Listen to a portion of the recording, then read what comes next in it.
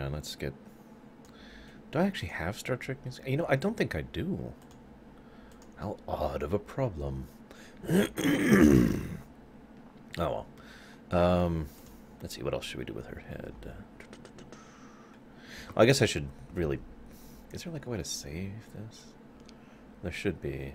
Like, save a loadout. Yeah, that's what I thought. Hang on, where is it? Throat. I don't know where it is. Okay, let's just do this. And then back. And then back, because I need options. No, I need options. Okay, whatever. We'll go to options while we're here. Music. Ah. That's not what I was expecting to hear. Am I... Is this going? Yeah, I think it is. Am I even live? Do I have chat? Let's find out. Okay, I do appear to be live. I just have no chat. Oh, never mind. There's someone saying something. Nobody wants to watch me. That's okay. That's understandable. See, that I can understand. Where's Skype? So many things to juggle all at the same time. 2 hours remaining.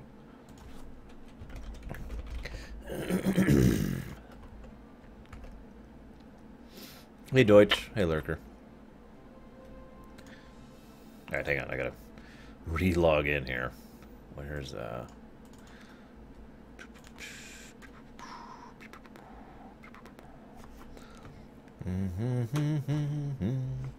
I've got DuckTales music stuck in my head. Please kill me now.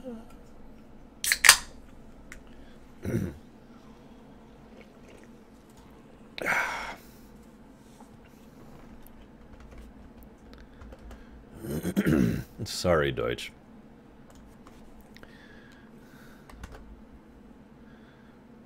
Nice, sure you. If I had time, I'd totally be doing that too. But I do not. I just turned the music on. I didn't hit... Yeah, okay. Music. Apply. Okay. Okay. So I'm going to show off a couple things here. To explain why I like STO. Obviously, I'm kind of invested. I have 250s.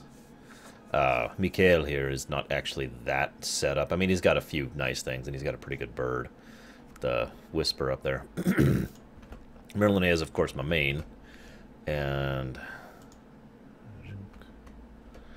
Hang on a second. Pax is messaging me here. So we're going to close that out. There we go. And,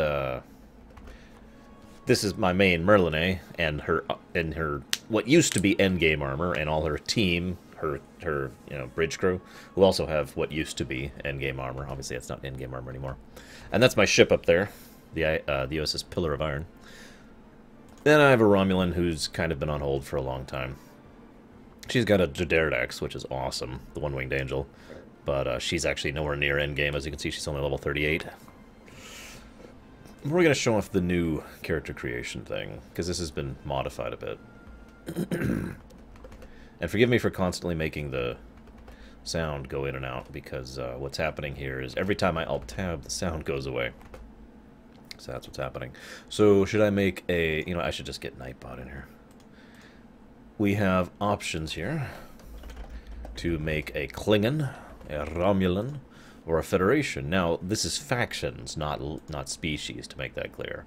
So we can choose one of these factions to join. So in a moment, we'll have Nightbot, and we'll vote for which faction we're going to show off here really quick. Because they have different intros and different storylines and all that fun stuff.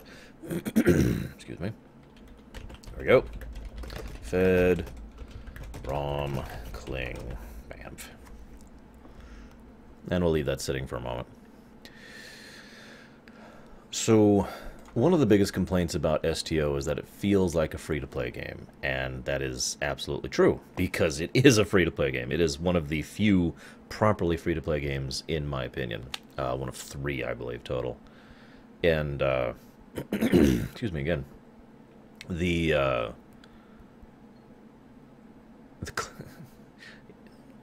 Vote has a T in it, Deutsch. um, but yeah, they've overhauled a lot of stuff in the last few years. They've been patching this pretty regularly and coming up with new stuff all over the place, new content, new things to spend money on, a lot of under the hood fixing here and there, that kind of stuff. Excuse me, sorry, my throat's been bugging me. So the way that they're okay, let's talk about the bad side about STO. It is undisputably a free-to-play looking game. I don't just mean in its graphics. I mean its ground combat and its animations on the ground are pretty threadbare, and its cutscenes are kind of pathetic. But the reason that I say you should play STO, the reason I enjoy this game and still play it to this day, is two reasons. Number one, the storytelling is actually really, really good. While the dialogue is not the best written stuff in the world, the actual stories are very well written, and they do something that I like, which I'm going to describe as the CD Projekt Red factor, because I feel like that's one of the best ways to explain it. Although Telltale Games is another example of this, now that I think about it. What they've done here is they treat Star Trek with a degree of respect. So all the stories they write aren't just fanfics, or aren't just, you know, whatever they wanted to write in the Star Trek setting. The stories they write make sense within the canon of Star Trek. They fit, and in many ways they actually complete a lot of the story arcs that they were never able to actually complete back in the show due to real-life reasons, right? So we actually get the option to see a lot of awesome storytelling. So that's, you know, in other words, if you are a fan of Star Trek at all, I recommend you play this game at least once through, preferably twice through, because, you know, you get to see Star Trek continue. It's also worth noting this is how Star Trek continued. To explain what I mean by that a little bit, for those of you who know, that's a Riemann, by the way, if you're curious. For those of you who know, Star Trek stopped after Deep Space Nine. Now, I know what you're saying, you know, Voyager actually ended after DS9, but Voyager had nothing to do with Star Trek canon as a whole, really. And Enterprise was also after Voyager, but really had nothing to do with anything. So the end of the Star Trek storyline is actually Nemesis, if we're being honest with ourselves. But it was DS9 and then Nemesis. That was the end of the Star Trek story. And it has stopped there. It has never actually been continued. They rebooted it in the movies, and nothing else has been done on it. STO kept going with the story. STO continued the story of Star Trek past DS9, past Voyager, you know, past Nemesis, and so this is the ongoing voyages, for lack of a better term, and it's really satisfying stuff. Some of the moments have actually really caught me.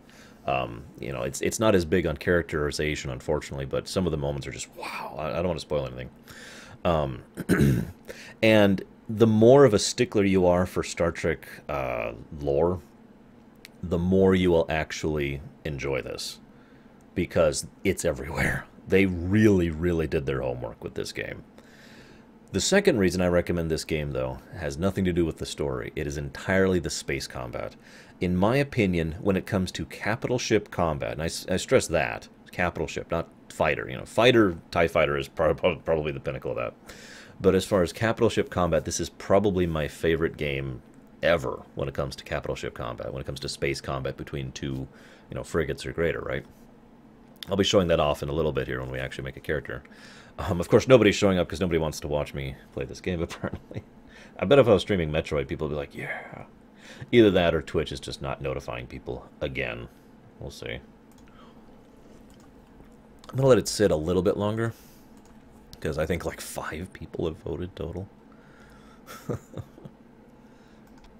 There's... By the way, hi, Titans.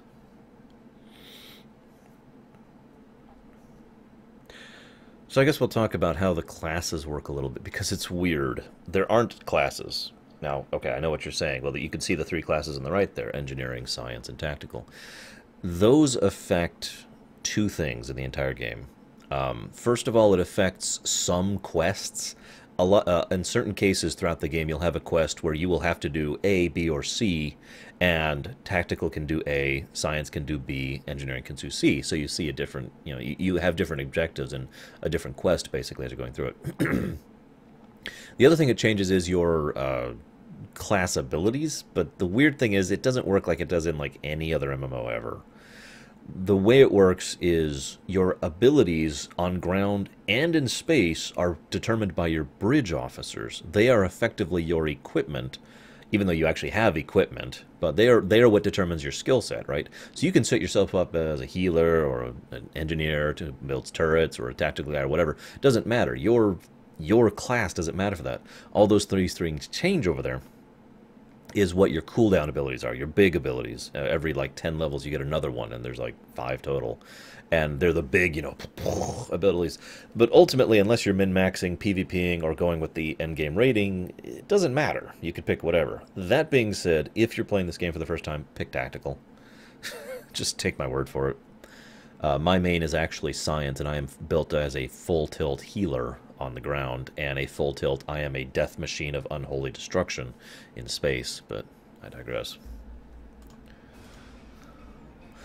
Let's look at our races here. So here's the prefab races. For the Federation we have human, Andorian, hang on, I'm going to see how many of these I can name without looking at the names. So that's Bajoran, Benzite, Betazoid, I'm guessing? Yep, okay.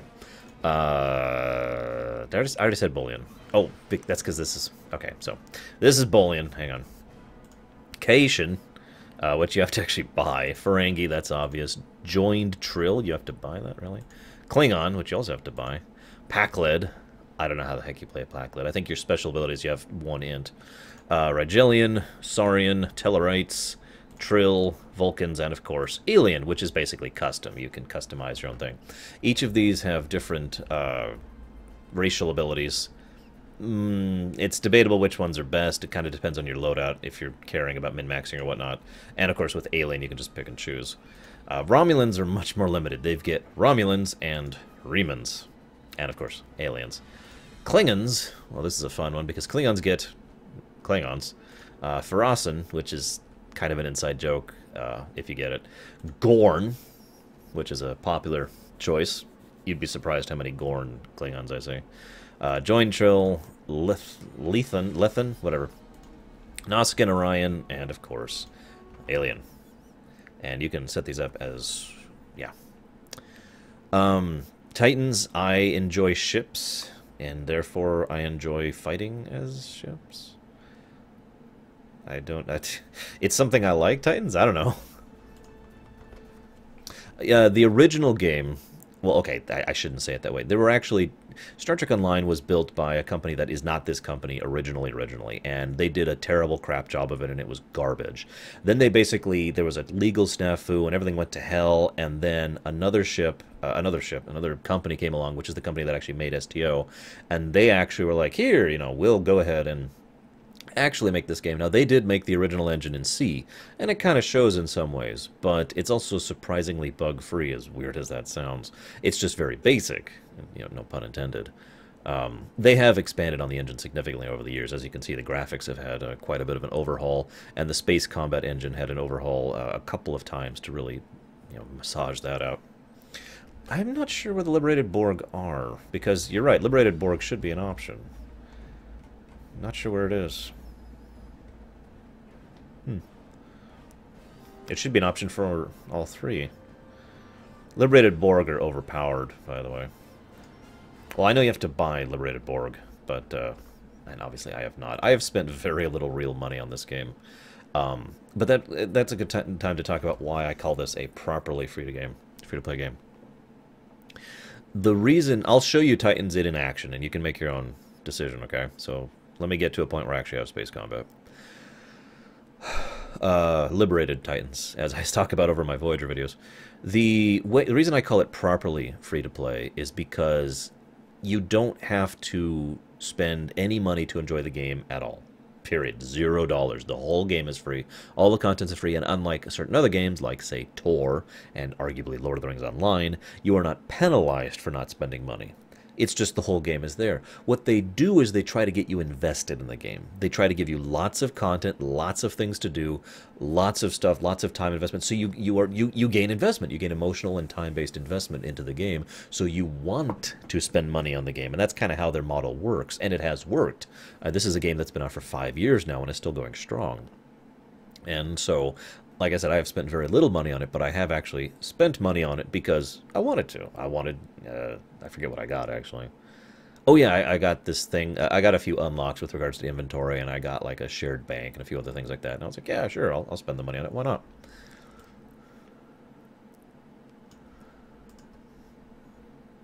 Oh, is it? I was wondering why I wasn't seeing the Liberated Borg option.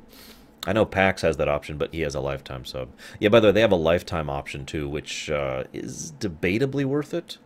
If you're going to play this game long term, it's worth it, but at this point it's almost not because it's already 5 years old. In other words, if you bought the lifetime sub 2 years ago, you've already gotten your money's worth, at least in my opinion. But you get some bonuses for that, including Liberated Borg. You get C tokens every month, which is what they actually use to buy stuff, etc.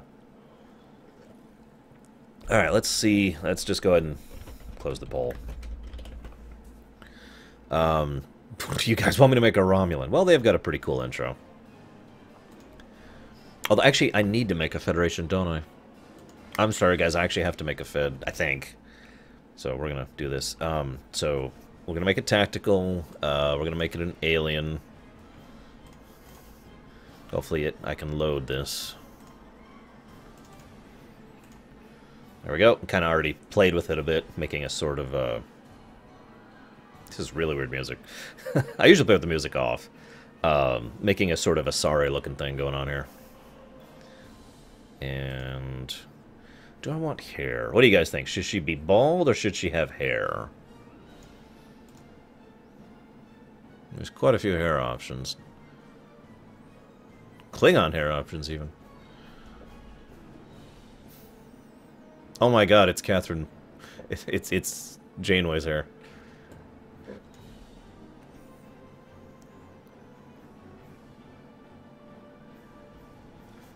I don't know, what do you guys think?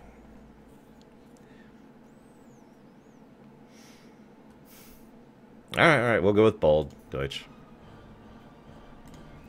Alright, we will call ourselves,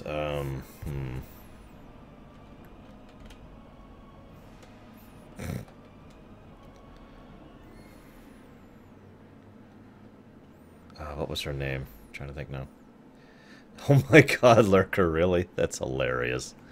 Poor STO. Nobody streams this game.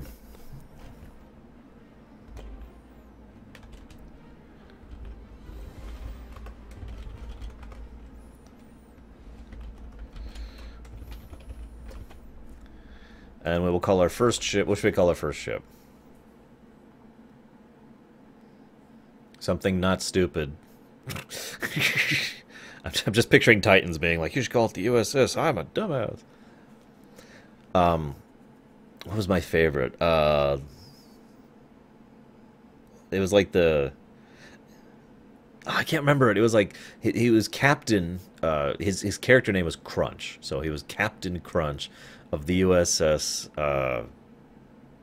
Breakfast Cereal or something. I can't remember it, but you know, I can't remember what he called it. Anyways, it doesn't matter. Let's call it something simple. We're going to be in a Miranda ship, so let's go ahead and call it the Maleficent. I like that. Sure.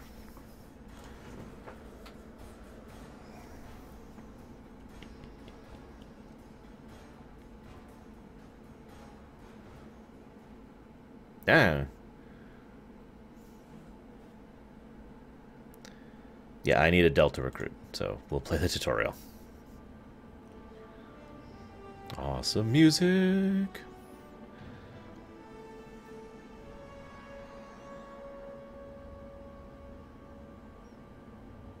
After I left Starfleet, I made it my life's work to reunite the Romulans with their Vulcan brothers. For many years, I lived among them and waged a campaign of peace. Lived long. 21 years ago, the star of the Hova system went supernova and sent a wave of devastation across the quadrant. I promised to save the Romulan homeworld. I failed. The planets Romulus and Remus were destroyed. Countless billions were killed. My home, my friends, my life, all are memories. Time does not stop for one man, and neither does history. The chaos in Romulan space gave the Klingon Empire an opportunity to expand its territory. Jimpak, the Chancellor of the High Council, traded diplomacy for the tip of a blade. Only in battle, Jimpak says, is a Klingon truly Klingon. The Federation did its utmost to preserve its alliance with the Klingons, But war was inevitable.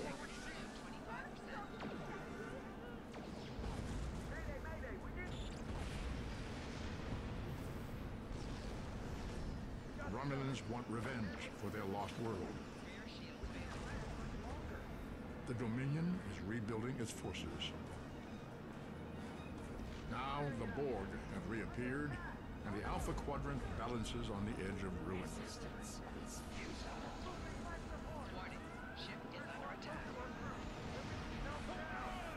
The fate of the galaxy rests in your hands. Kind of literally, by the way. Not to spoil too much of the plot, but let's just say that you play a rather central figure to the story.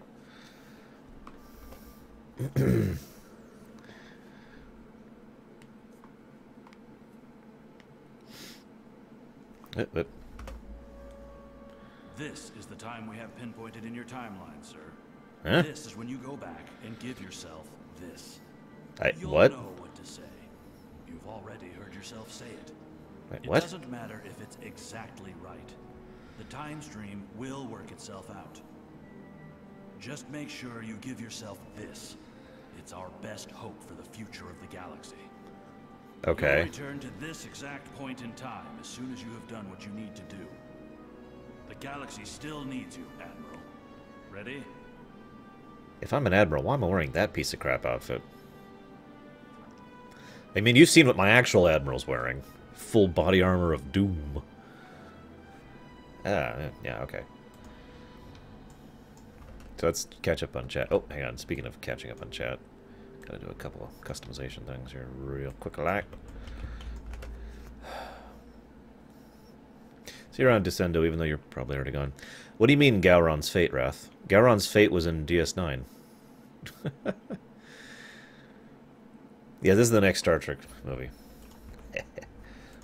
Kinda. Not kidding. Okay, I gotta fix a few things here really quick. Auto run needs to be Q. Inventory needs to be E. F can remain that. Blah, blah, blah, blah, blah, blah. Inventory is E. And I need this to be R. I think that's it. Oh, nope, this needs to be W. Bzz. E, R, W, Q. We're good. Although we need to change a couple things for our space combat before we get there. So, left, right, it's back.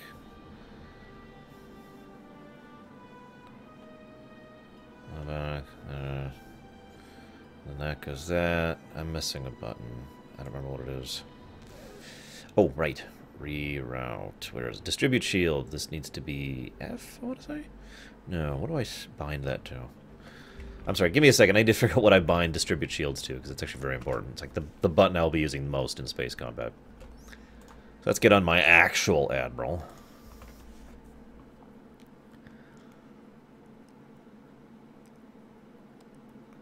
Anyways, Gowron is a fairly major character in DS9 Wrath. That's all I'm going to say about that. See, this is what an Admiral would wear. I don't know if you can even tell the Doom armor I've got on here. Anyways, key binding, space, S, W, A. I'm just going to write this down real quick. This is probably one of my few complaints about this game. Key bindings are per character. S, W, A, D, E, Q. And then distribute is B. Okay, we're good, we're good.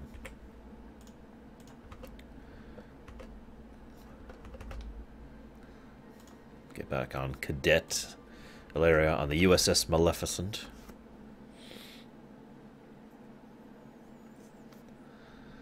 I am very fond of that armor. That is actually Voth armor, if you happen to know who and what the Voth are. It's from Voyager. Okay, so... Spent a long time getting it, too. Okay, Spacebound. S-W-A-D-E-Q. Whoa! Everything just went to hell. S, W, A, D. What the heck? E, Q. And this is R, I think. And then, you know, let's just... No. Let's cancel order. Hang on. There we go. Okay. Okay. Hey, it's one of our friends that we've been friends with for many years since we were cadets. Oh, can you, Tehran? I didn't even know that. I need to, like, totally do that. So I never have to have this problem again. Okay. So, what's up? Finally, I was beginning to think you forgot what today was. How could I? You've reminded me every day for the past month. Did you get your assignment? Of course, I was first in line. Oh, before I forget, I think Razki is just ahead. He wanted to thank you for helping him cram for the astrometrics final. Oh, okay. Let's go talk to him. So, okay. This is one of the reasons that I mentioned this game looks like it's a free-to-play game. I know a lot of people have picked up this game, some on my own recommendation, and they've immediately put it down because of this. The ground controls, interface, engine, etc. are lackluster. And ground combat is generally what I would call not enjoyable, personally. But that being said, you know, just bear with me. We'll get to space in a bit. There you are. I wanted to thank you for helping me pass that final, and for all the other times you've helped me. I've always admired you. I hope Starfleet recognizes all you've done to lead our class. What ship did you get? I haven't actually received my assignment yet. Good luck. Before you report to Lieutenant Farah and get your assignment, you should find Tavral.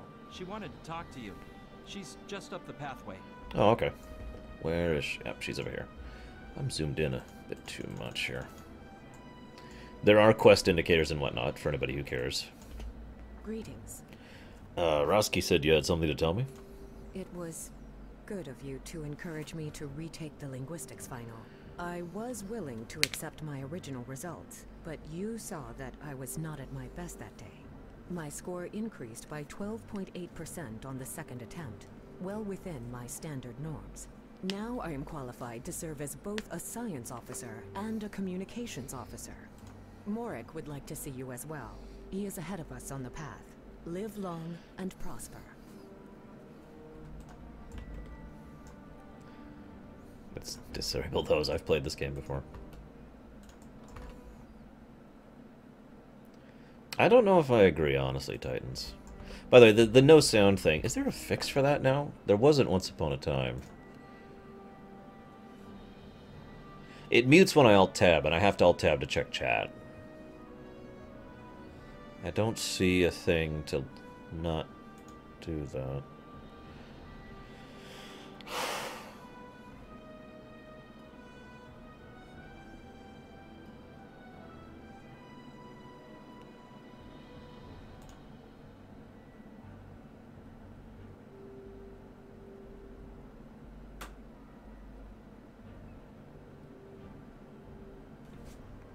I don't know how to change it. If anybody knows an option to make it so that it doesn't mute when I alt-tab, let me know. Anyways, so let's go ahead and check chat again really quick, because like I said, I got alt-tab every time I check chat.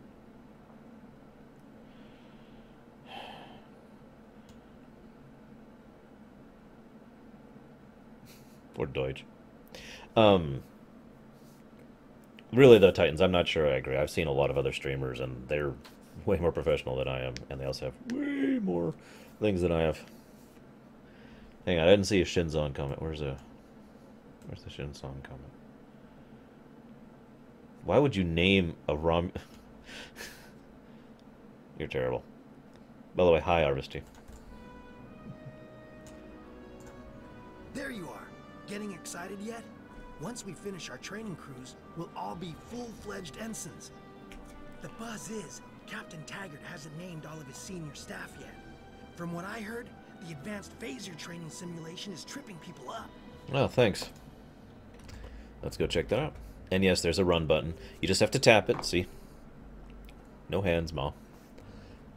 Trust me, that's really convenient. Let's go talk to Lieutenant Farah. Good afternoon, Cadet. What can I do for you? I'd like to get my training cruise assignment. Yes, I have the complete assignment list here. Name? Ilaria. Can't you tell by my deeply feminine voice? Let's see. Interesting. Report to Captain Taggart. He's in the office behind me. Is there a problem? You're going to have to ask him. Oh, joy. Alright, what did I do? Look, if this is about the ping pong balls, I don't know how they got in your office, okay? Come.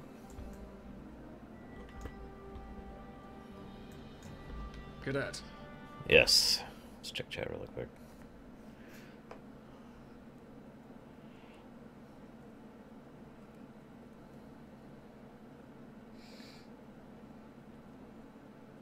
Butter bars, Shadow? Oh, gotcha, Titans. So I'm... So for being a complete loser and newbie, I'm slightly better than average. Awesome. You asked to see me, sir? I did. I've been following your progress here at the Academy, and I must say, I'm impressed. Thank you, Captain. I'm just looking at your final test scores, but I don't see your results for the Advanced Phaser Training Program. Well, many of my classmates didn't take it either. Is that an issue? I want everyone on my senior staff to run that program, and I want to see good results, no exceptions. I'm sorry, did you just say senior staff? I did. Like I said, I've been following your career here at the Academy. If you complete that program, I can put you on my bridge. I'll ask my tactical officer to set it up. Your TAC officer, sir? Who's that? Another fine cadet like yourself. Her scores were almost as good as yours, but her record has a few blemishes. Still, I'm sure Cadet Flores will settle down and become a fine officer someday.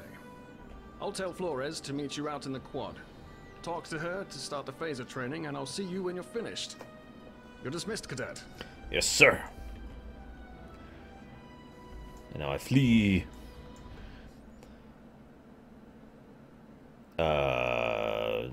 Probably a galaxy, Shadow. Off the top of my head.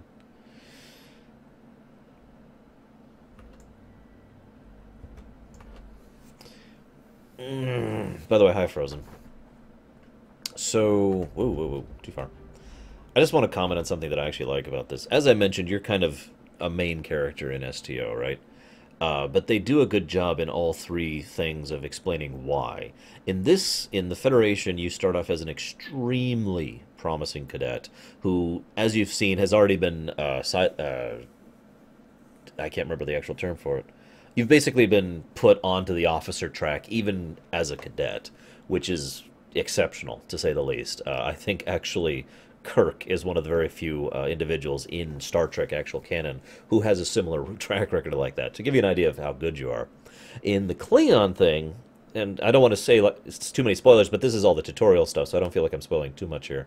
In the Klingon thing, you end up killing your way to command of your own ship as a result of your commander basically being a traitor to the Empire. Very Klingon. The Romulan one's even better. On the Romulan one, you're pretty exceptional, but you're also, how do I put this? You're a farmer. I'm dead serious. When you play a Romulan, you start out as a farmer on a colony world. Your world's attacked, and out of nowhere, you have to basically get a beat-up old shuttle barely working and barely escape the attack and get the survivors of the attack together to form a makeshift crew, and that's how you get your ship as a Romulan. Which is actually pretty awesome, in my opinion. The Romulan intro is great, but, yeah, anyways. I got the tactical officer spot. Just what I wanted. Where'd you end up? Well, Captain Taggart says he wants me on the senior staff, but I have to pass advanced training first. You never did that? I thought you were Miss Extra Credit. Oh, shut up. Everyone knows that Captain Taggart expects all his top people to pass that program. Yeah, now you tell me. Don't worry, you'll do fine. Come on, I'll take you to the holodeck and set it up. Lead on. Seems most of our class ended up on Captain Taggart's ship. Have you seen the whales in San Francisco Bay? I never seem to spot them. They are actually out there, by the way. Fun fact, and one thing I love about STO. As a hologram. He seems like such a fixture here at Starfleet Academy. Hang on. I just want to show this off. Notice that this is all rendered. That's not a skybox. I mean, that's a skybox in the sky there, but the bridge is actually there. That's actually mountain over there. All the buildings are actually here. This is something STO does regularly. Like all of the areas you go in, they actually bother to render most of the background, and it just adds a little bit of flavor and depth to it that I feel really helps flesh it out, given the fact that the graphics are kind of subpar quality, especially by modern standards. But the fact that it's actually there, I don't know, it's just a thing that I like. Shrug.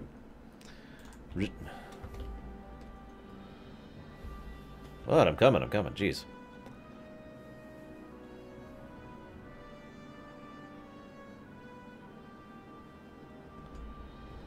Last one of the console buys the first round tonight. No, run. There's not even currency, there's just energy credits, except that is currency. Setting up the training program now. I hope holodeck 2 is your lucky holodeck. I'm gonna need a phaser. Phasers are in the lockers by the holodecks. You can grab one there. Okay, let's do it. By the way, another nice touch thing, class of 2409, this is the year we're up to here. There's, I'm trying to think how best to describe this. The fleet flags over there, the 602 Club. All of this stuff is stuff that was mentioned in passing in a lot of Star Trek episodes, or was in the background of certain Star Trek episodes when they actually went to Starfleet Academy. I'm just pointing this out because, again, the people who made this game did their homework about Star Trek, and there's a lot of tiny details that make this feel like it actually is Star Trek, which, as I said, is pretty much the biggest reason why I really like this game. It actually feels like a Star Trek game. Get me a phaser. Oh, I auto-equipped it. Okay. I just realized I need to do another key binding, though. Just right now. Let's see if I can figure out where it is.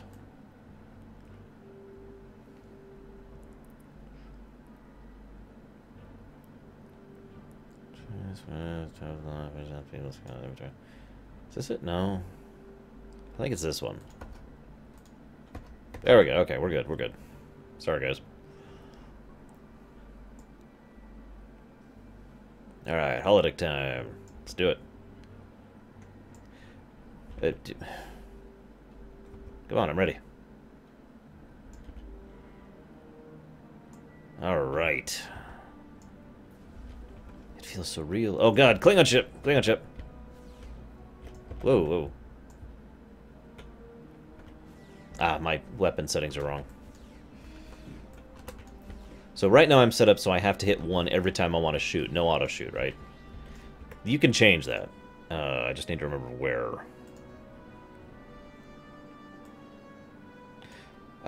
Auto attack. There's several modes. There's toggle, toggle never cancel, and toggle non-combat cancels, which I believe is this is the one I want. And whoa, god! It's me from the future.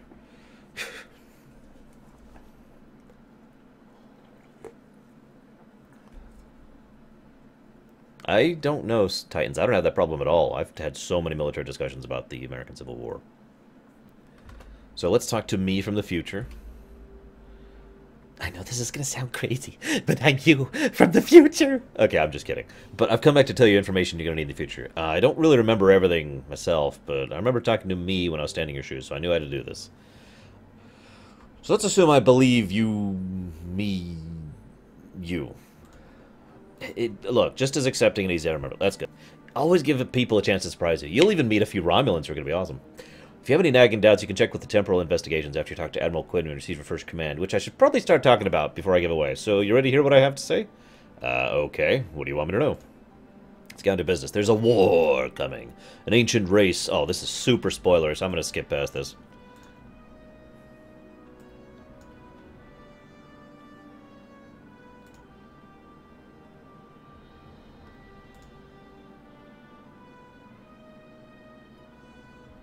Interesting. You are now a Delta recruit. You have a unique trait that gives bonus dilithium ore to you and your teammates. Interesting. As a Delta recruit, you will be able to earn many additional rewards as you complete later missions. Cool. I'm with it.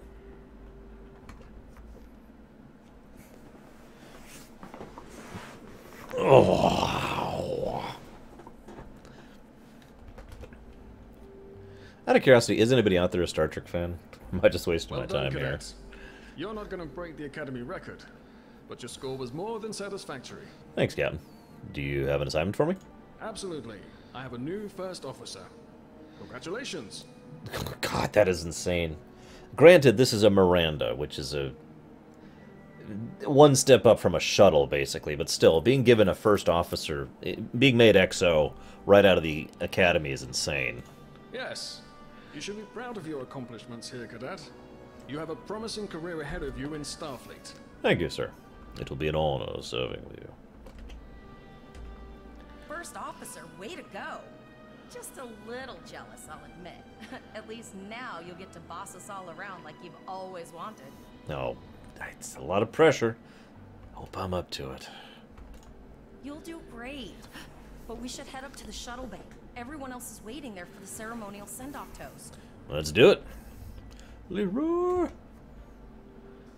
Wait, that's not a Leroy moment, is it? I'm glad you've been liking the Voyager series. Whip, I'm going the wrong way.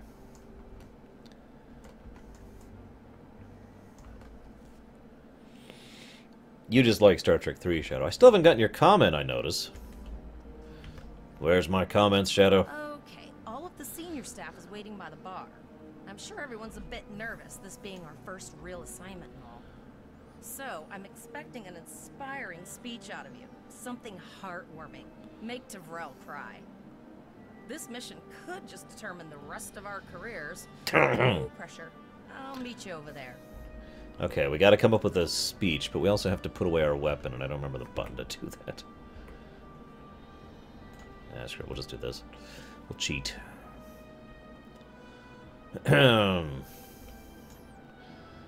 Gentlemen, should we inspire, intimidate, or be humble?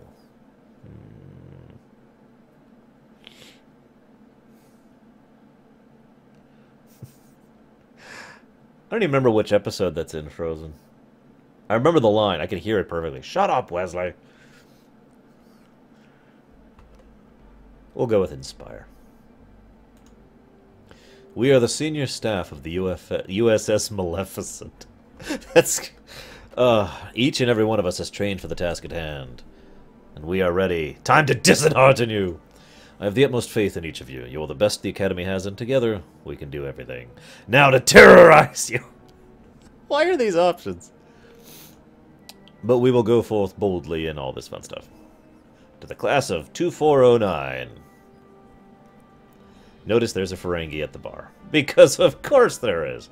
There's actually quite a few Ferengi in the Federation by this era. This is about 20 years after Nemesis, to give you a little bit of an idea.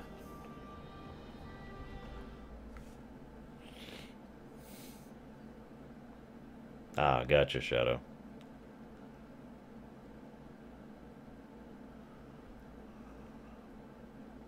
What article, Wrath? Are you ready to head to the ship? Let's do it.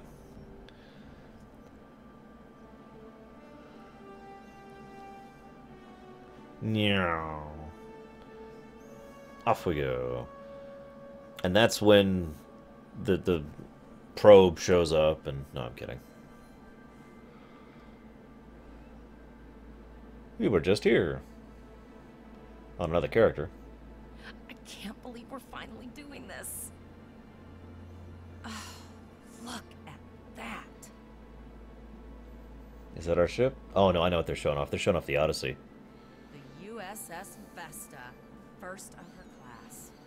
She's got subsystem targeting, a crew of 750, auxiliary phaser cannons, and even a quantum field focus controller. I can't wait to captain one someday. But here's our ship. Yeah, we've got a little puddle jumper. Miranda class, 200 crew, 2 forward weapon mounts, 1 aft. Average speed, warp 5 point nothing. She is a tough little ship, though. I think I like her. Now, I hope I get a shot. There it is, right there. You see that right there? It actually says the Maleficent on the text on the hull, which I think is a really nice touch. They do that with all the ships, by the way. Is it really... Loading, please wait.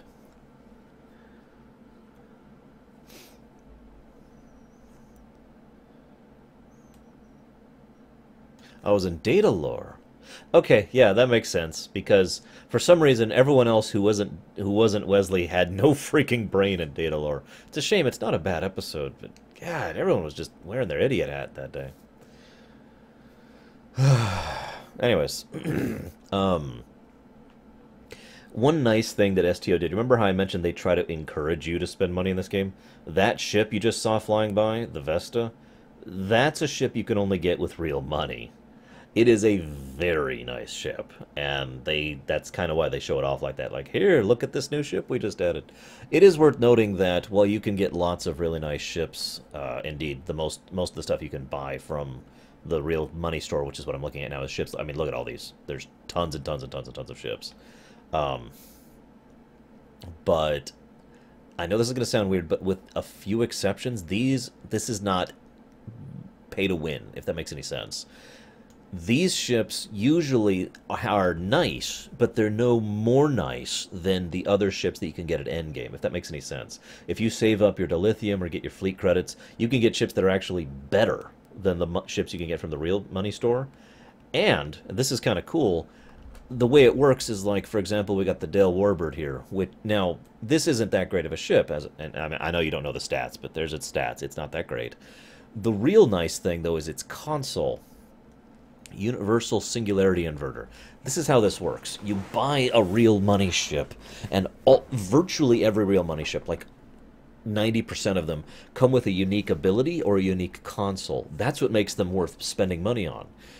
Now, most of those consoles you can take off and put on another ship, so you can buy this thing and go ahead and take that console, the Singularity Inverter, and put it on another ship, and then, therefore, you get the benefit of the bonus that you got from the real money, but you get to fly whatever ship you want.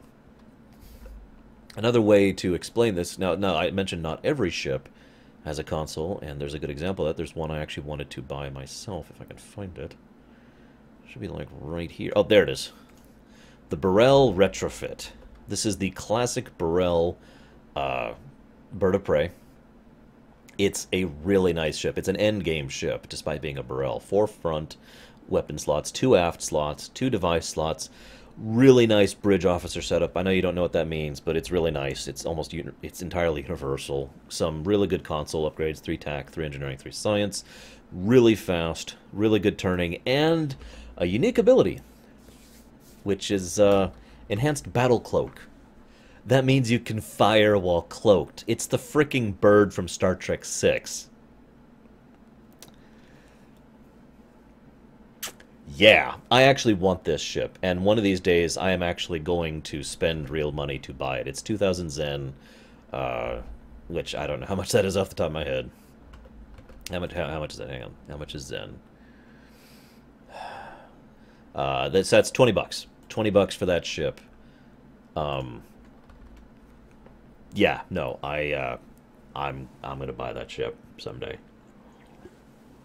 And it is a beast. I know you don't know the stats if you haven't played this game, but trust me, that is a beast of a ship. I already know exactly how I'd set it up, too. So anyways, like I said, the real money ships are nice, but they're not actually the best stuff. Most of the time, people spend real money on ships because they look cool, or because they want their unique abilities, like the battle cloak with that one. A good example of a look cool, if you'll give me a moment, is... Well, like, for example, you could get the Constellation. Anything that says refit, it's an older style ship with modern style stats. So, for example, there's the Diderdex refit, which is one of the most beautiful ships in history, in my opinion. I love the Diderdex. There's the Defiant. Need I say any more on that one? What else we got here? They have some ships they've made up. Actually, there's quite a few ships they've made up that are not from Star Trek. This is actually a really cool one, in my opinion. The Romulan Dyson cruiser. And they've made up a few unique ships like this. Here we go. The Excelsior. If you want to have an Excelsior ship. The Exeter. The Dreadnought. Remember this ship? Does anyone actually know what ship this is without me telling you what it is? Yeah, I may be in trouble, Lurker, at this rate. Berserker, it's funny you mentioned that, because currency is actually a big thing in lore. They're called energy credits. And it actually is one of those things that makes perfect sense, because energy is something that can actually be used and has function, as opposed to coins, which don't. So you trade energy credits. It's kind of like what they did in Voyager off, on the side, which was the whole, trading rations, which was basically trading, usages of energy, right? So that's the way they do currency in this game, and it actually makes perfect sense to me. And honestly, I'm amazed Star Trek proper never actually just went with that. But yeah, Lurker's got this. This is the Dreadnought. The Enterprise D gets a retrofit to this ship in the fake future of All Good Things. And yes, by the way, it does have the Doom Cannon. What do they call it? The Spinal Phaser Lance is what it's called. And it is a death gun. I mean, this thing will just rip through ships' shields. This ship is actually really, really good.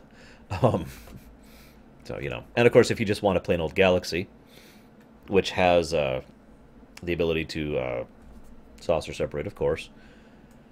What else we got for classic ships? Oh yeah, the Intrepid was very recently added, Voyager. That's actually like just a few months ago that one was added.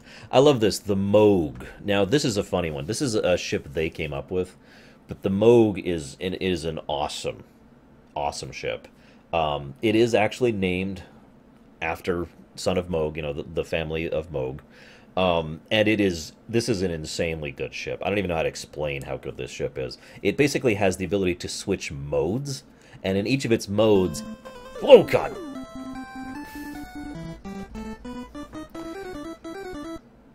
Thank you, Sean. That was really loud. In each of its modes... it has different abilities and different powers and different specializations and whatnot. PAX actually has a Moog. God, that startled the crap out of me. What else we got? We've got the Nebula, for anybody who really likes Nebula. I know at least one of my viewers really enjoys the Nebula, and I do too. It's actually among my favorite Federation classes. If you really feel like being weird, they've got the NX. This is the one. This is the Enterprise from the show Enterprise. All the way back in the day. They've got the Oberth, if you're weird and actually want an Oberth. I'm just kidding. I have nothing against you wanting an Oberth. Is this the... There's the one I was just talking about. They just showed this in the cutscene, the Odyssey. That's why I called it the Odyssey, not the Vesta. It's called the Odyssey right there. Although there's actually 3 forms of Odyssey. The Odyssey Operations, the Odyssey Science, and the Odyssey Tactical. And yes, they're different.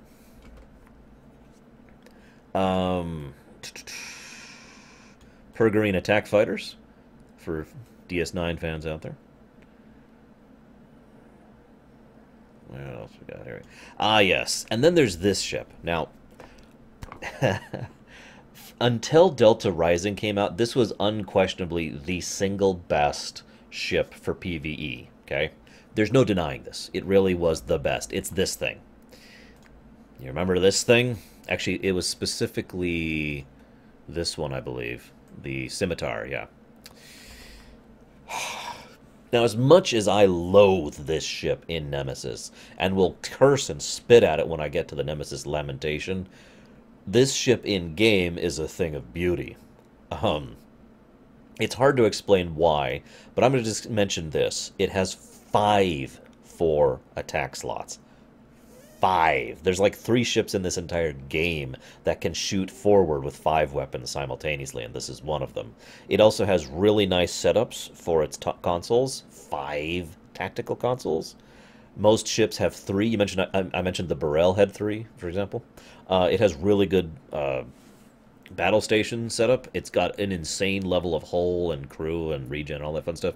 And of course, it has Romulan battle cloak, which means it can cloak in combat. Most cloaks cannot cloak in combat. They can only cloak out of combat. And then they get an initial bonus to their damage when they decloak, but then they can't recloak because they're in combat. Makes sense? And of course, it has the ability to have Scorpion fighters because it's a carrier. It only gets 1 slot, though. There's much better carriers than this thing.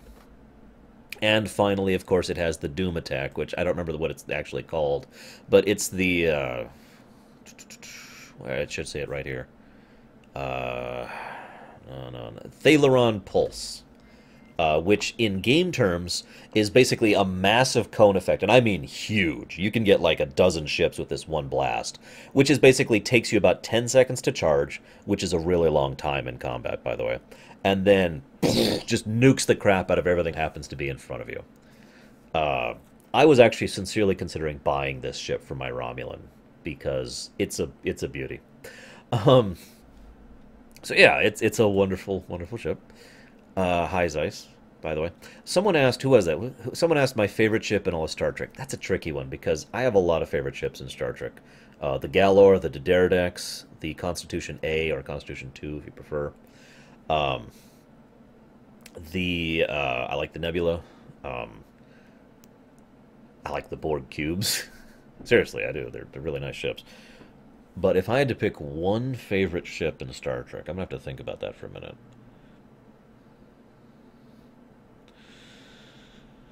I've also always been a fan of the bird. There's a lot of different bird of preys which basically look the same, but there's actually like 3 or 4 classes. The Burrell being the very first one, the one we saw all the way back in Star Trek 3.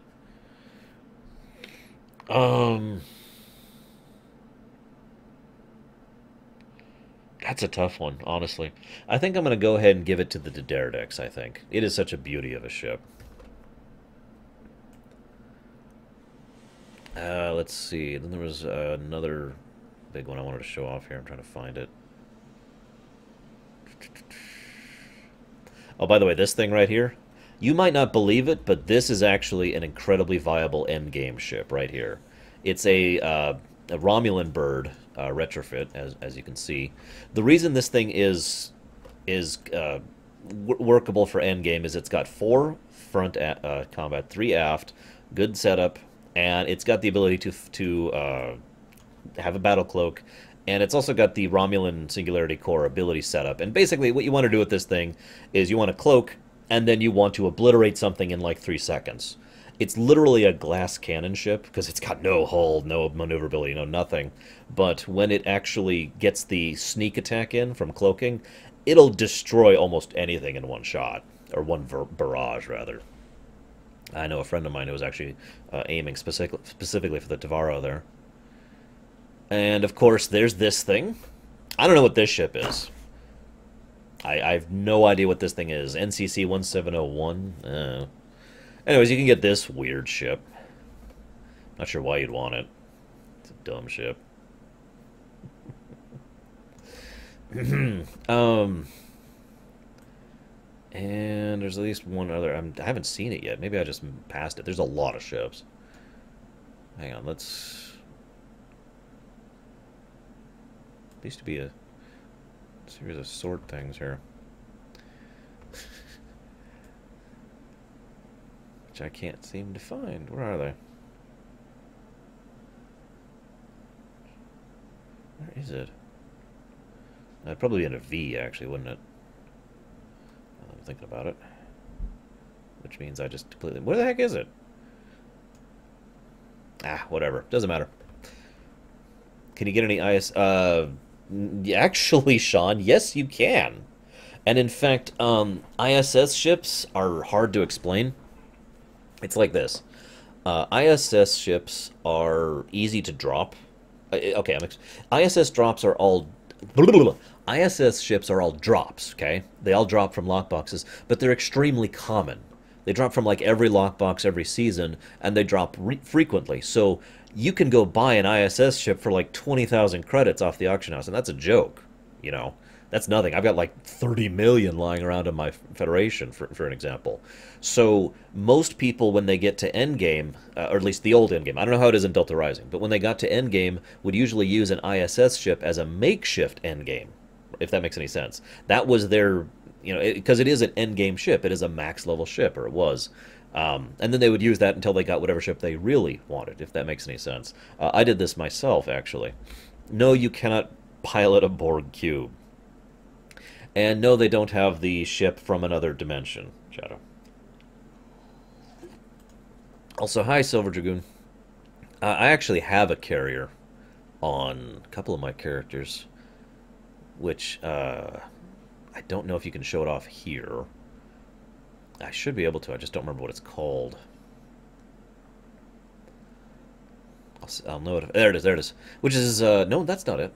Well, anyways, being a carrier is actually a viable strategy in this game, and you are a boat if you're a carrier. I mean, your turn speed is like, and you're slow, but your fighters will destroy things. Anyways, that's enough showing off the ships. This is what I love most, the second most about this game is the ship combats. That's why I kind of jazz over the ships a lot. This is all the stuff you can buy with real money. You could buy uniforms from various parts of the game, including the Counselor Chor uniform of looks really ugly. DS9 uniform, Old Enterprise uniform, Mir uniform. All sorts of random stuff you can buy here. Just showing them off here. The ugly uniform from Nemesis. 7 of Nine's uniform if you have no soul. T'Pol's uniform, see above. This is not a uniform. I'm sorry, it isn't. This is the one I actually want. And one of these days I am actually going to buy this because I love that uniform. It's always been my favorite. Shrug. Now, of course, you can go with the original if you want it. Or the original medical. Or the original Romulan. They've got all sorts of stuff here. Anyways, I guess we'll continue with the game now that we've shown off all the ships. I'm going to check in and then head for the bridge. See you there. Okay. You were standing there staring into space for like 10 minutes. Are you okay? Yeah, I'm fine. We get it, right? Name and position? Cadet Ilaria, acting first officer. I have your record right here, sir. Welcome to the ship. Where's the captain? Captain Taggart is waiting for you on the bridge. Use the turbo lift behind me. It will take you directly there. This is still a tutorial in case you wonder why they're treating you like an idiot. I've always had a soft spot for the Wrath of Khan uniform, but I have to admit the DS9 uniform, or rather the last iteration of the TNG uniform, I also happen to like that.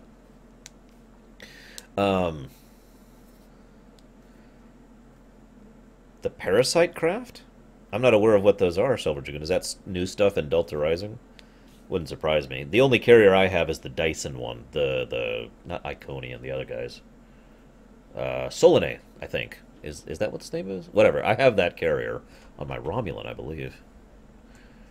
Now, okay, this is one thing I've heard people complain about the game about, and I'll show off more of it in a bit. Basically, the areas on space are bigger than they should be. Now, the reason for this is because cough, cough, lurker.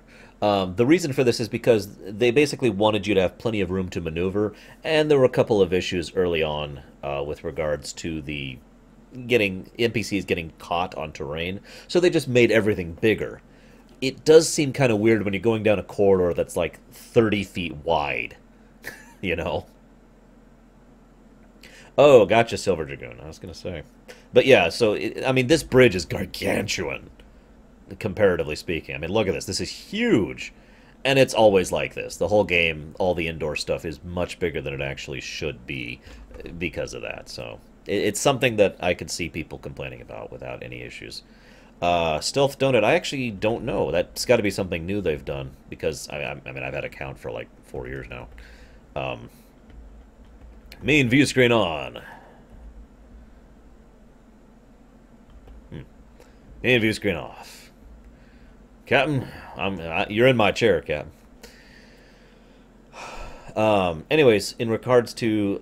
there is music, Zeiss, I just turned it off. In regards to Shadow's question, I'm sorry, but the Executor would just shrug off that attack. Welcome to the bridge, number one. Number one? Early in my career, I served with a captain who called his first officer that. I always liked it. As my number one, I expect you to ensure my orders are carried out, and to advise me on the best course of action in any situation. By the way, yes, there's a tiny, tiny little note there, because this guy actually was a no-name nobody in like one episode of TNG. Like I said, they did their homework. There's a lot of attention to detail.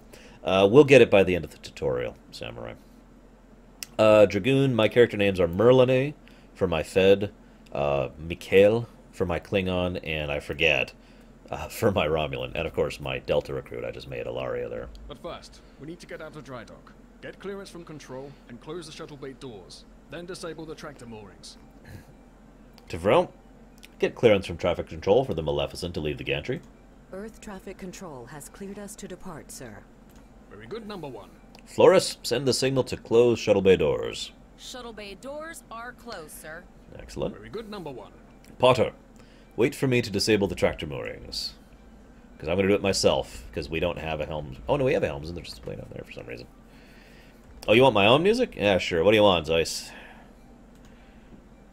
Something kind of atmospheric, I think. I don't have Star Trek music, before you ask.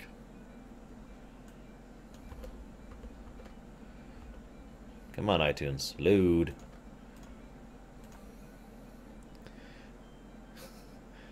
Very good, Lurker. Told you.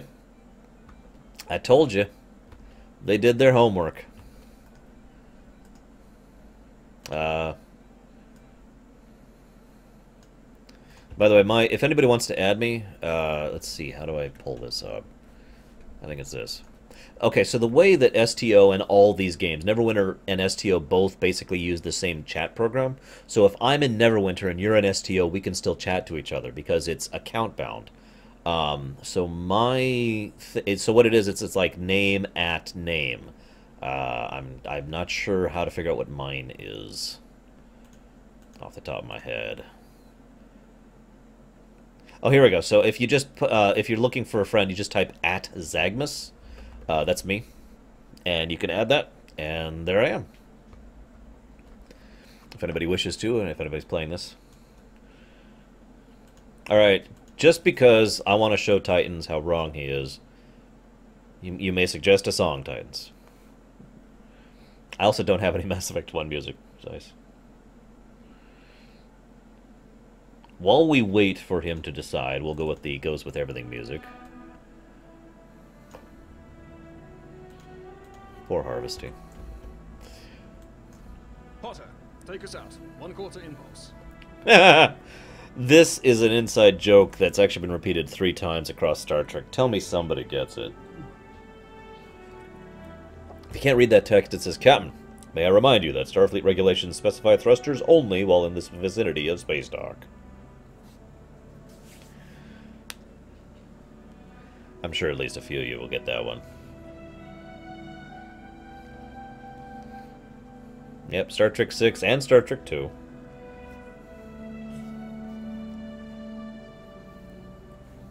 We'll go ahead and protest.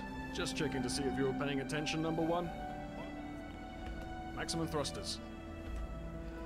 Alright, let's get in my chair here. My chair. It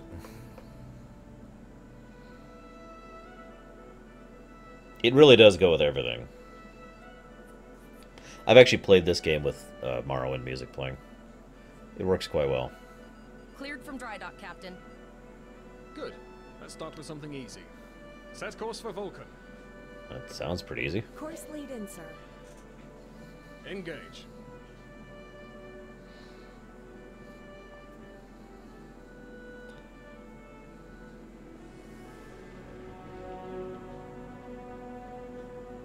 I don't think I have control of my ship yet, because it's not my ship yet. Captain, I am picking up a distress call from the SS Break-Even.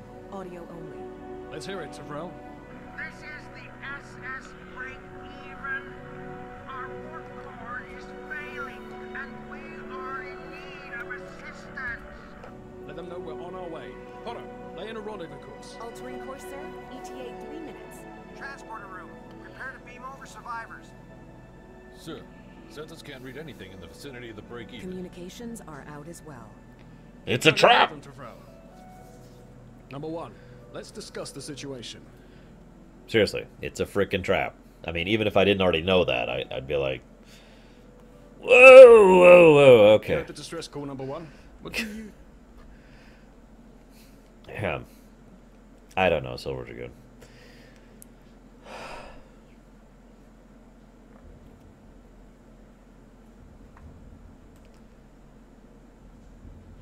I don't know what ska is, so I probably don't have any ska music on me.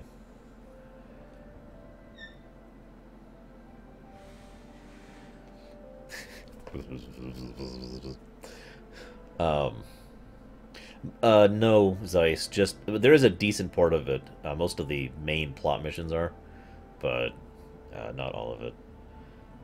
You know, I'm just gonna leave this on Morrowind unless Zeiss really opposes that idea. So, is this a tester? Part of the training cruise? Absolutely not. We're the closest ship to the break-even, so it's our duty to assist. Well, it's strange that a transmission was audio only. A warp core emergency should not affect communications. Good. What do you advise? Red alert. Nah, shields up. Better safe than sorry. Raising the shields does seem to be a reasonable precaution. It's a trap! I agree. Flores, raise shields. Number 1, get down to the transporter room. You'll oversee the rescue effort from there. You got it.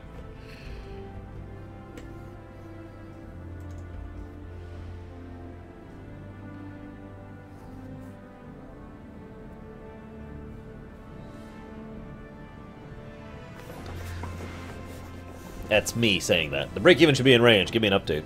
You aren't voice acted, obviously. I'm getting some weird readings. Oh wait, we have music all of a sudden. Solid lock. There may be interference. Trying to compensate. I think I have it. This is a lot different than the training scenarios. Beaming them over now. Hang-ons! For record, Vessel is now property of Captain Kadek of the IKS Jot. we're at war with the Klingons at this point in time, by the way. Like, all-out war. Just a heads up on that.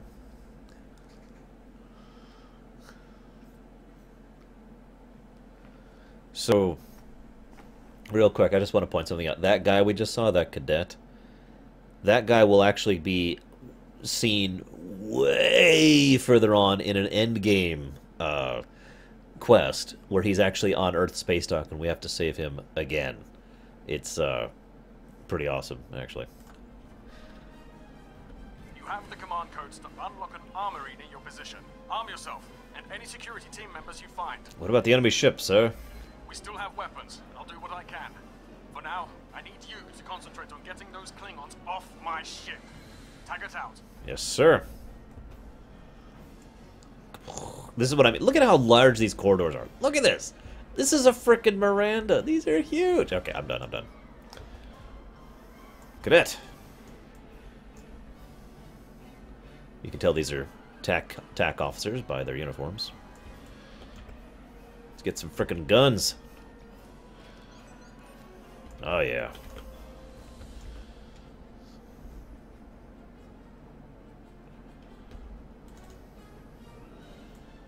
Huh. Interesting.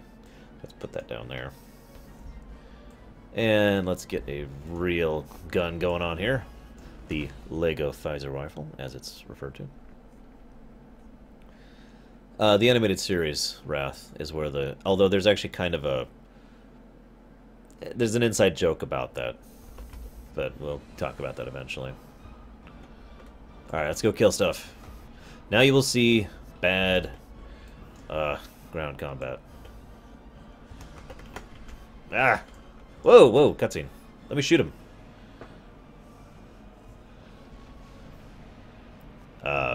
You probably should tell your captain to stop shooting the ship you're boarding. Just a thought. Whoa, whoa. Oh, right, I gotta do this. Keep forgetting that. There we go. Alright. Loot. Yes, there's loot.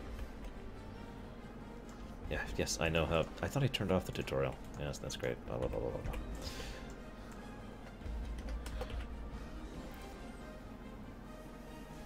Actually, I probably should turn that off. So, a couple little niggles about ground combat, which only really matter when you're doing hard mode stuff. This is a exploit attack, okay? There are two types of attacks for all weapons. Exploit, and I forget what the other one's called, but it's like the opposite of exploit.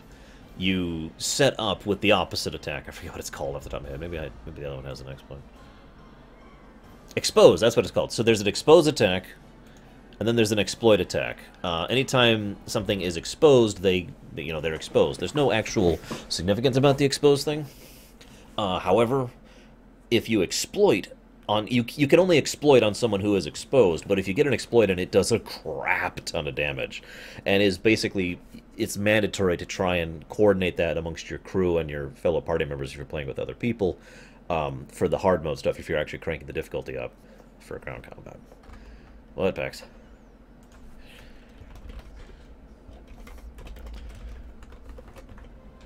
So, getting past the hull breach now.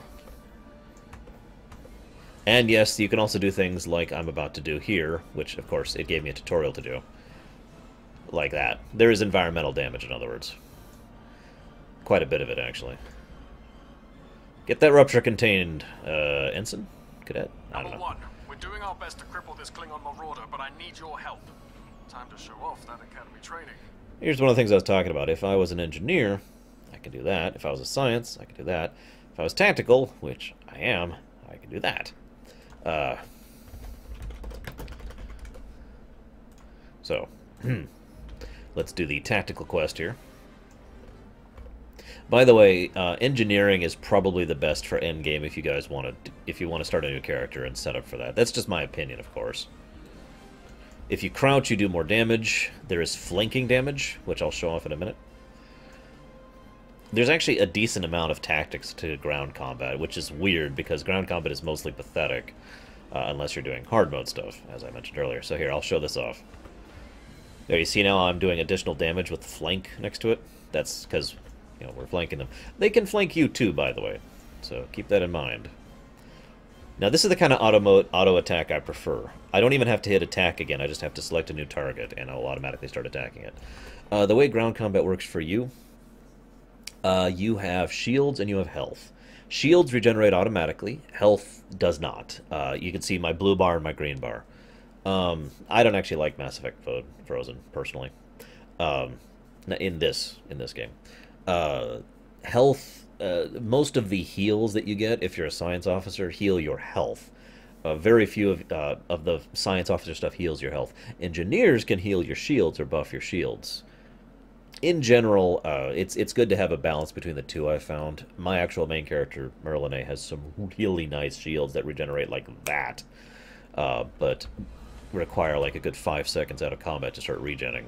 But once they start regenning, all the way back up to full. So I just need to get into cover for a minute. And yeah, by the way, there's cover in this game, which I'm not even sure I can show off. I'd have to actually find a thing of cover to do so.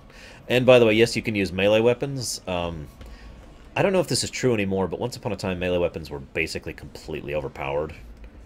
Like, seriously, you have a really nice Batleth, you will destroy people. Because Batleths ignore shields and just do health damage. So...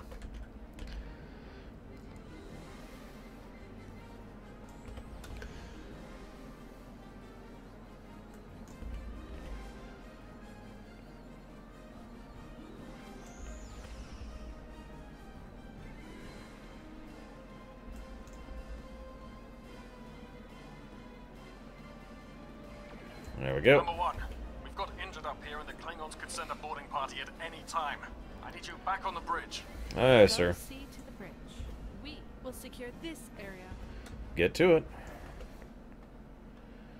Why do you liberate it? Out of curiosity.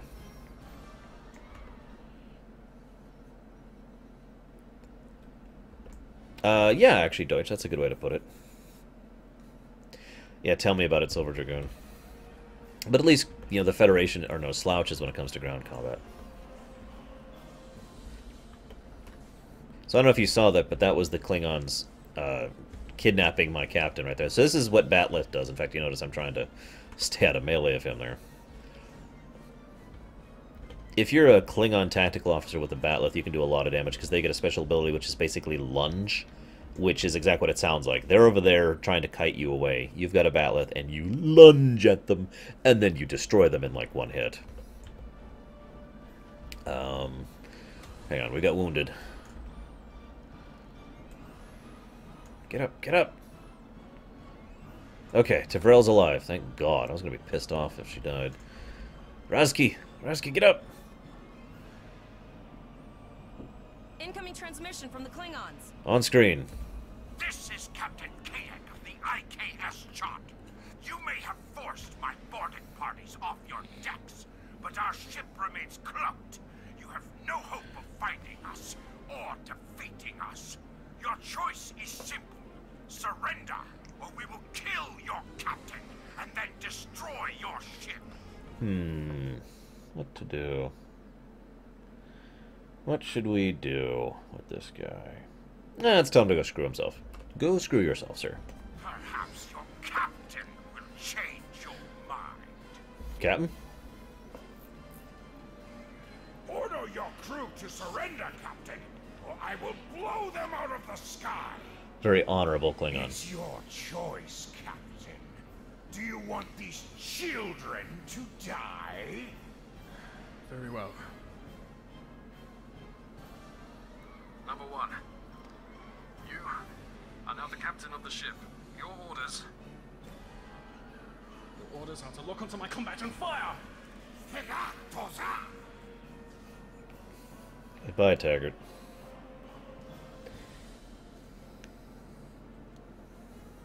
Make me proud.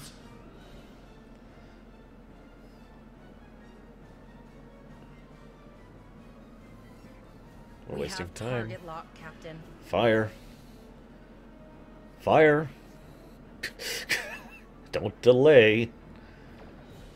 Yeah, so they're cloaked, which means no shield. That's a true thing in game, by the way. And if you actually get a ship, if you detect a ship while they're cloaked and can hit them while they're cloaked, they have no shields while they're cloaked, and you can extinguish them. Just crush them like a bug. Because no shields. Shields! Fire our weapons! Weapons and shields are offline! Cloak and begin repairs! We've lost their signal. What now? Well, they had to have been venting something that we could follow. We just did a lot of damage to them.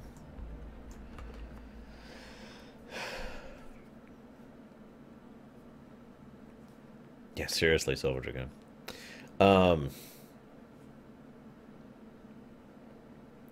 was I going to say? Yes, Liberated, this is properly free to play, as I like to call it.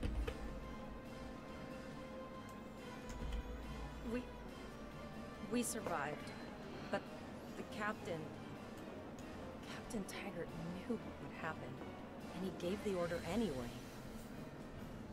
Ultimate sacrifice. I don't know, I could think of worse. One that we all might be called to make. He trusted you to take command. All we can do now is survive. And remember him.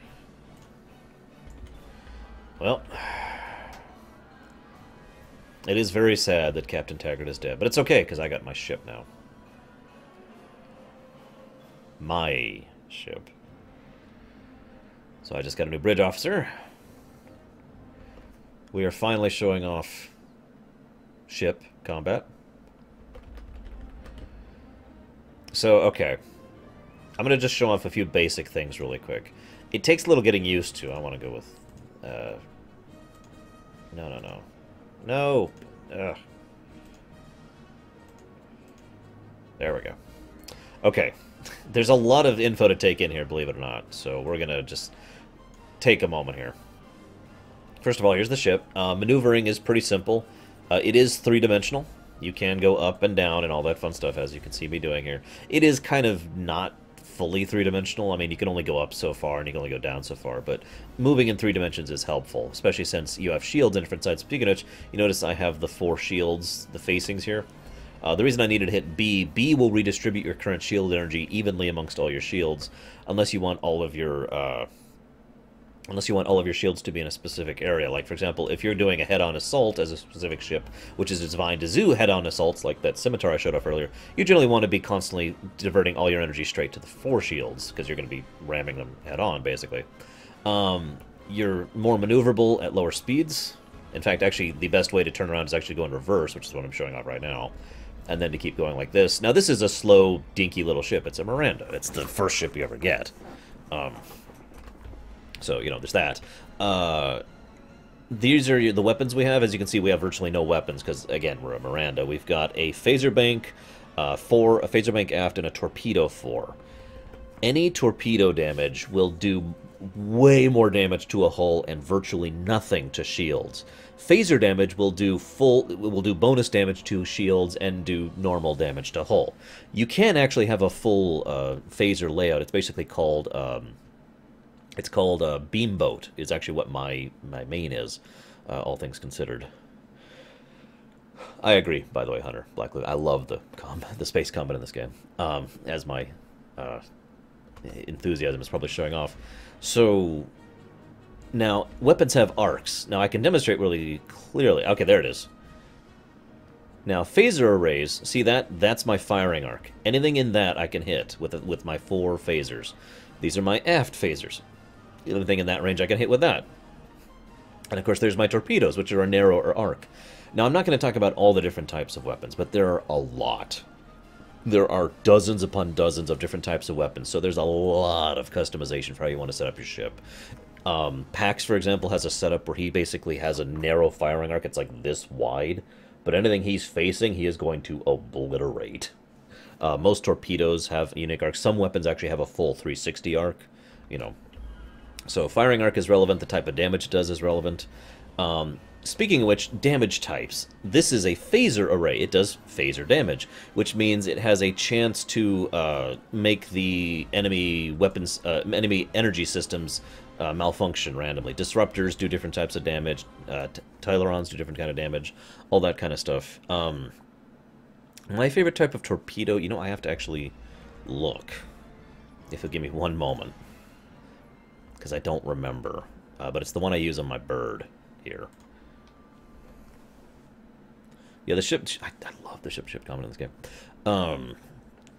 Boop-a-doo. Yeah, come on. Loading screens can be weird every now and again. I think I'm on Kronos. Yeah, I am. So I'm going to have to beam up, but that's easy. Okay. Beam me up.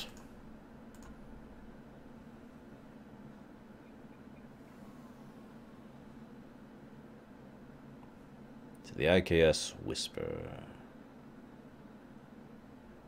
So, this is my bird. In complete contrast to the Miranda, this is a very fast, very maneuverable ship, as you can see here. Yes, it actually has some Borg equipment on it, as you can see by the little Borg modules I've got on that thing. Anyways, so what do I use on this sucker? Quantum! I use quantum torpedoes. I couldn't remember. But yeah, that's my favorite quantum type. I've got an anti-proton and quantum setup on him. That's my 2 damage types I use on the bird. And of course, there's also this, which is full impulse, which is basically a sprint in space. As you can see, I am much faster when going at full impulse. You can also do full impulse at warp later on. Fun fact: this is Kronos, right? That's Kronos right there. That's the Klingon homeworld. That over there was... Well, can anyone tell me what that is right in front of us? Was, I should say.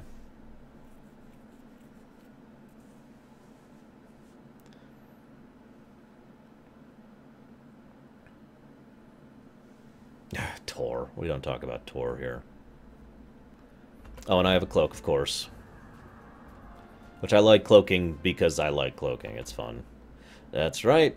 That was Praxis.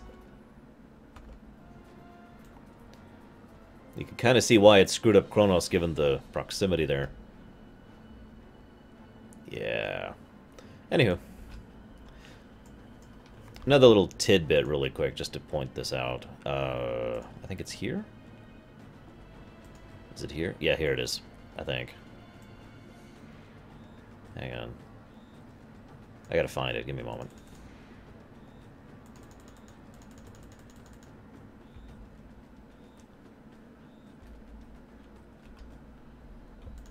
I don't know where it is.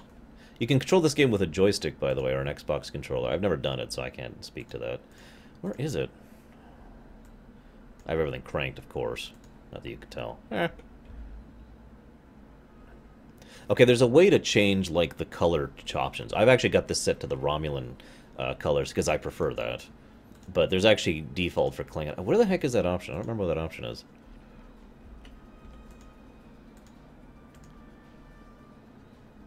Is this it, maybe? No, that's the thing I already looked at. I don't know where the option is, but you can change it. And, you know, it's probably one of these options up here. I don't remember off the top of my head. Oh, by the way, they recently did something really cool. This is the galaxy now.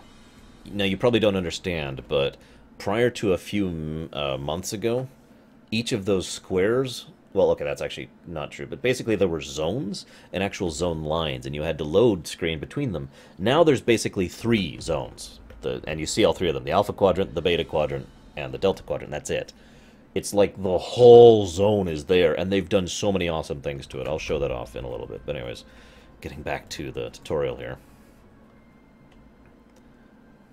Oh, Ephemeral is apparently the name of my Romulan. Anyways, back to you.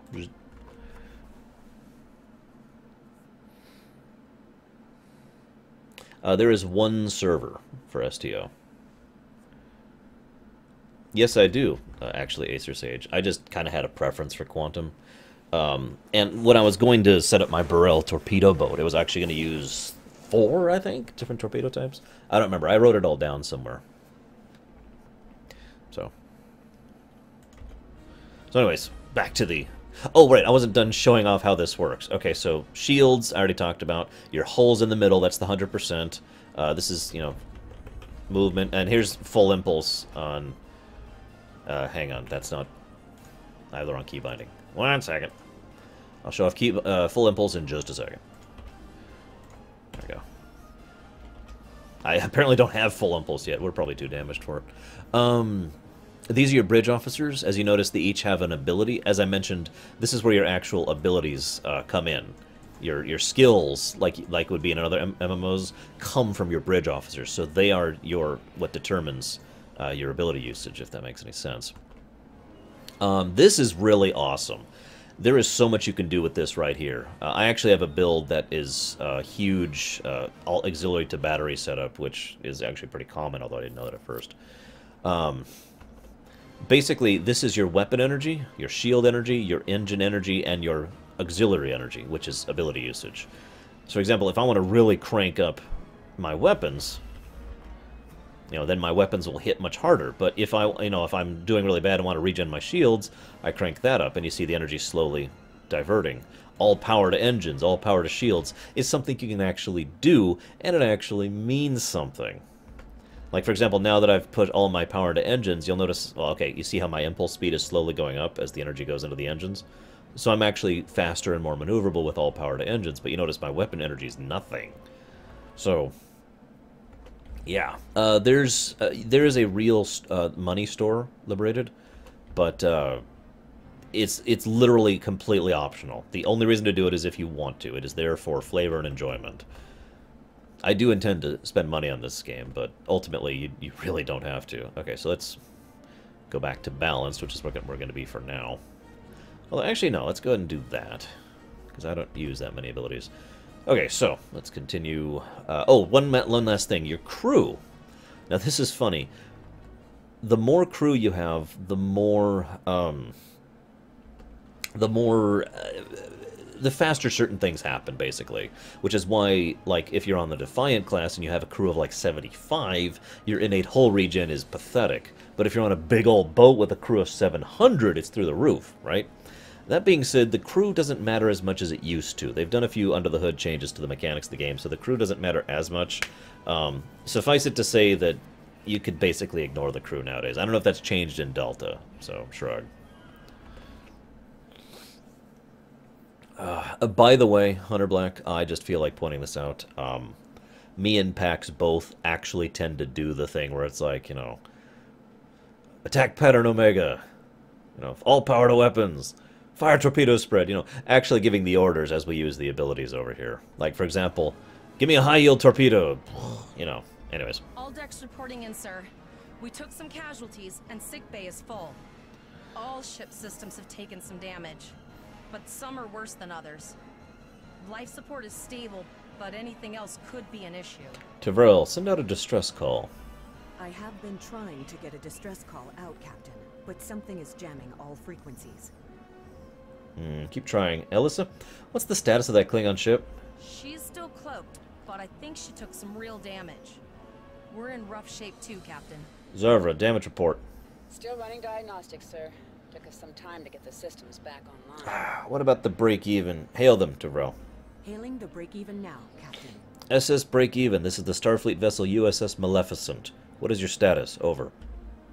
Oh, hello, Starfleet. No hard feelings, right? I had to send that distress signal. If I didn't, that crazy Klingon was going to blow my ship into space junk. And, because Starfleet's always ready to help and all, could you help me repair my ship? I'm grateful for all you've done to save my ship and cargo already. But the sooner I can get out of here, the sooner I'll be safe from K-Day. I'll see what I can do. Helm, full stop. I've stopped us this time, sir, but from now on, you'll be responsible for adjusting the speed of the ship. And I'm reminding myself why I usually play this game with sound off.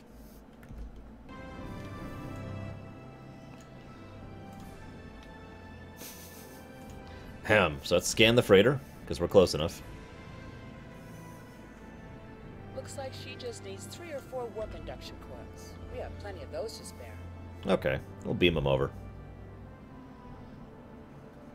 Thanks. We'd help you if we could, but I just don't see any profit in that, you know? Uh-huh. Well, good day to you, too. Alright, give me full impulse. Ugh. Well, looks like we're on our own. At least they said thank you, I guess. About that cloaked ship full of Klingons? Zarva, do you have that damage report? Almost done, Captain. Level 2 diagnostics shows that almost all of the plasma injectors are damaged beyond repair. Do we have replacements? Not enough. Plasma injectors are made to withstand quite a beating, but I think the Klingons specifically sabotaged them when they boarded us. It's an easy way to cripple a ship. I'm installing what spares we have, but we're short 3 injectors. Without them, we can't go to warp. Can anyone tell me why not being able to go to warp in Star Trek is a bad problem? Any ideas, Alyssa? We're not the first ship the Klingons have hit here. There's wreckage all over this region.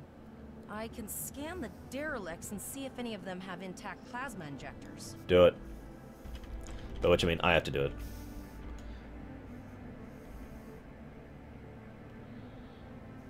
Bingo! I found some suitable debris in the boneyard nearby. Destroy 3 of those nacelles, and we should get the parts we need. I'm not sure destroying is the best idea, but whatever. So, ship combat. Now I'm going to show off something here. I mentioned earlier that you've got the spread on the beams. See? That means... That guy's getting annoying. This is how a broadside works. Phasers can hit in a, I think it's a 270 degree arc, which means if you have it directly in your broadside, both your fore and your aft weapons could hit simultaneously like this. That's the entire philosophy behind a beam boat, is to always have your broadside aiming at the enemy and to just have all 8 weapons constantly firing into them. That's what my Galor does, for example. These plasma injectors will do the trick, sir. Gorgeous technology. Type R, if I had to guess. 3.7-liter flow put with shielded reservoirs and a drop flow induction coil. Okay, that's great. There is a Klingon who wants us dead, so I need you to get to work a little more quickly than that. You have your problems, I have mine. I'll need some time to get everything installed and run a level 1 diagnostic. We don't want to blow up the moment we hit warp 1. Tell me about it. Alyssa, give me her status report. Zarva's dealing with the warp core, but until she's done, we're still stranded out here with no way to call for help.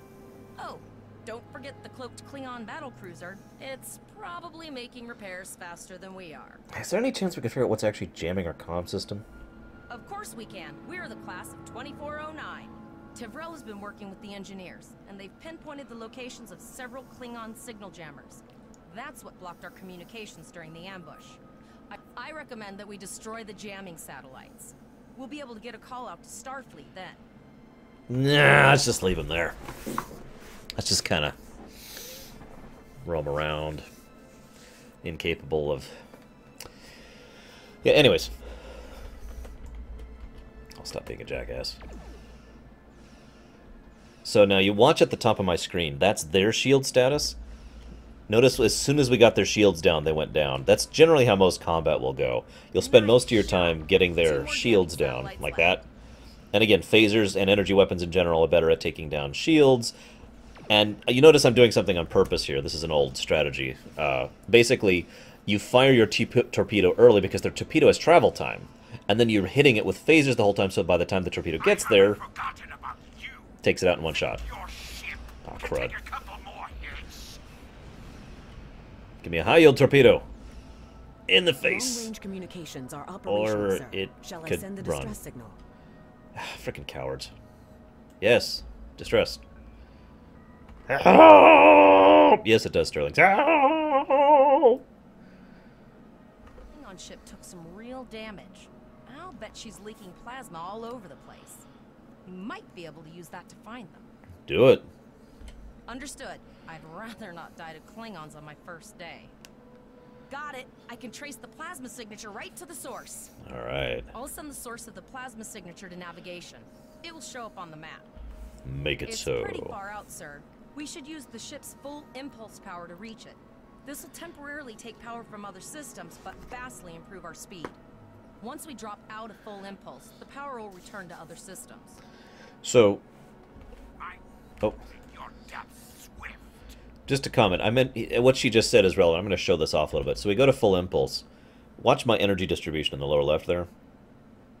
How it's sapping energy from everything except engines just to be at full impulse like that. Oh yeah, frozen, definitely. Torpedoes are infinite, liberated. It's basically a cooldown on how often you can use them. They originally were going to go with a limited system, and then they stopped. Anywho, so where was I? Right. So you notice my engines, my shields are actually disabled at the moment. Now I have shields, but they're not regenerating at all because I've sapped all energy from them. And the same with my weapons. My weapons do basically nothing right now. This is really important because if you do a full impulse into combat, you're going into combat completely crippled. So there's a bit of tactical nuance to that. There's also something you can do about that. There are actual equipments there's equipment you can equip that basically allows your energy transfer to happen really, really quickly. And so if you do that, you go to full impulse, and rather than we'll go out of it, and you notice how the energy is slowly ticking back. Imagine that happening over the course of a second. So full impulse, and then you're right into something's face, and then you're back into full combat capacity in 1 second. So that's a very valid strategy too, because, fun fact, energy weapons do more damage the closer you are to someone. So for example, if you're someone who's got quad cannons or dual blasters or whatever, which is lots of 4 frontal doom attacks of energy weapons, you full impulse right into their face until you're right on top of them. Oh, hello. You go right on top of them, and then you go out of full impulse, and then because of that energy transfer system, you're ready to shoot within a second, and there they go. Give them a broadside. Get us up behind them, and we'll finish them off with a torpedo. Bam. Think you can catch me? Go ahead and try. Oh, by the way, you can also steer with the mouse if you feel like it, which I am now demonstrating. You just have to hold down both left and right mouse buttons, and you'll basically aim wherever you're aiming. Like, I'm just going to keep the camera here, and now I've leveled out. So if I want to go this way, I can just do this. If you don't feel like using the keyboard. STO begins 20 years after Nemesis, I want to say. I forget the exact number. It's 20, 25 years, something like that. Voyager ended 2 years after Deep Space Nine ended. Nemesis happens, I think, like a year or 2 after Voyager ended. I have no idea, Samurai. I've never used a joystick with this. Oh yeah, so yeah, full impulse because he's way over there. A couple other things. You have the range indicator there, obviously. Energy. All weapons have a 10-kilometer range. Oh, it's 30 years. My bad. So you notice I can start hitting him now. But as I mentioned, all energy weapons do much more damage the closer you are. There's actually a lot of math that goes into how that works. But the long and the short of it is, if you're at 10 clicks, your energy weapons are doing basically nothing. Your torpedoes will do full damage. So you know there's that.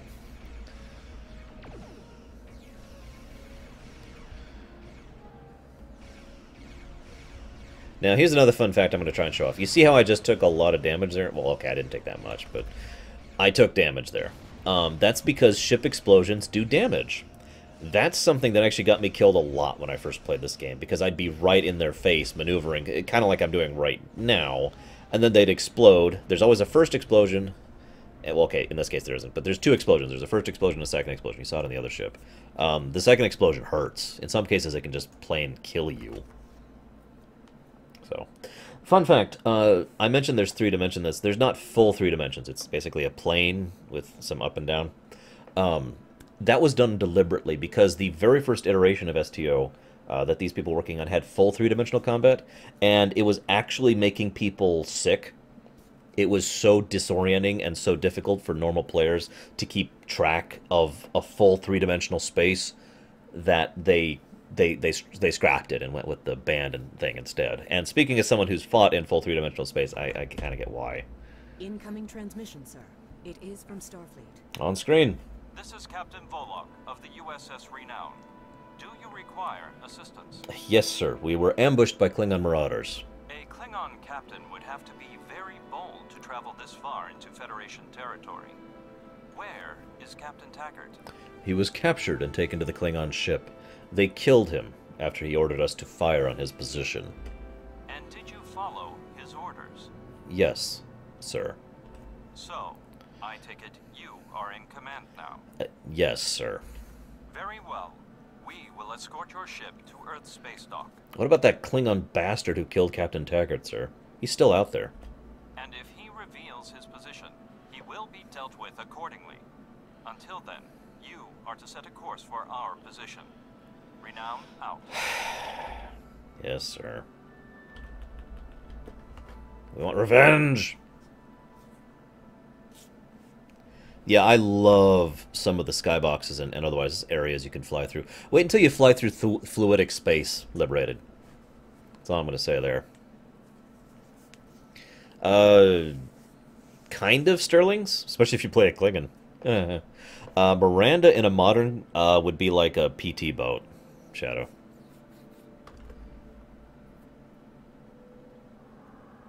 Uh-oh. Renown! Renown! Why didn't you have your shields up? Ah! Your captain begged for his life before I killed him. No, he didn't. High yield. In the face. Accepting danger is part of being a Starfleet officer. Of this. You have learned this lesson well. I agree. I'm trying to get a little further away because that's a cruiser. I somehow doubt that.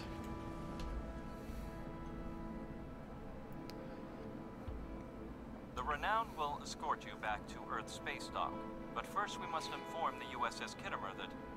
One moment. My communications officer informs me that we are unable to contact the Kittimer. We will proceed to their coordinates to determine if they require assistance, and your ship will accompany us. I hereby grant you a field promotion. This will give you the proper authority over your crew, and final decision-making ability for your ship until we reach Earth's space dock and report to Admiral Quinn. Yeah, okay. And I get some gear for doing so. And an engineering officer. Yay! Yeah, basically, Shadow.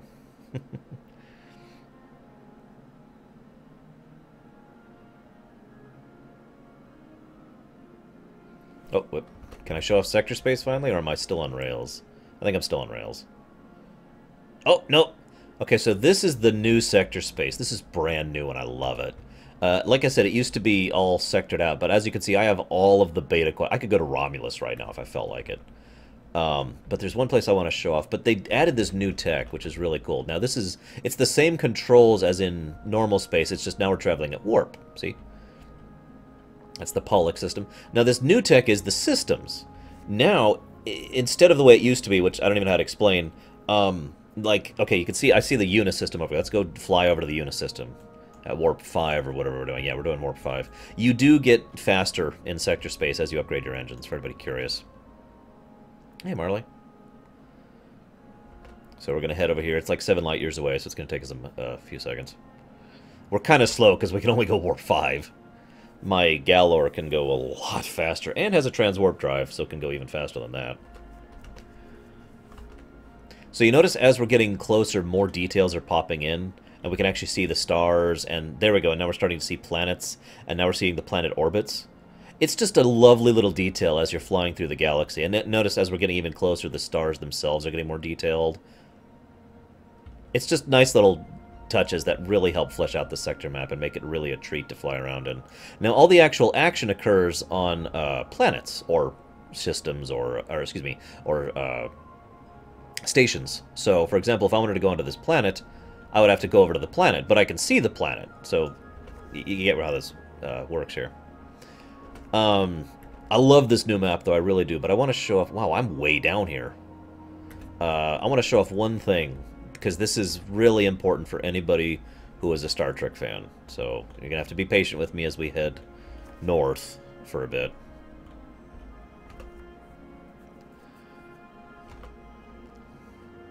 But I really love this new sector stuff. It's just awesome. Am I going the right way? I am going the right way, okay. A few other notes. There's basically random encounters on... Oh yeah, I agree, Shadow. Absolutely. You see there's an enemy up there 9 light years ahead.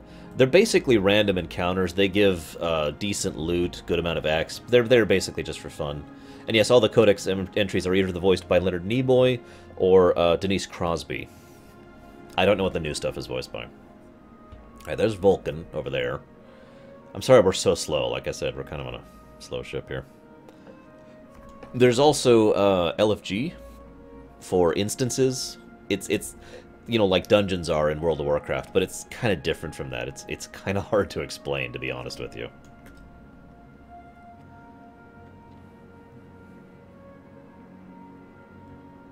Yeah, I'm going the right way still. Just making sure.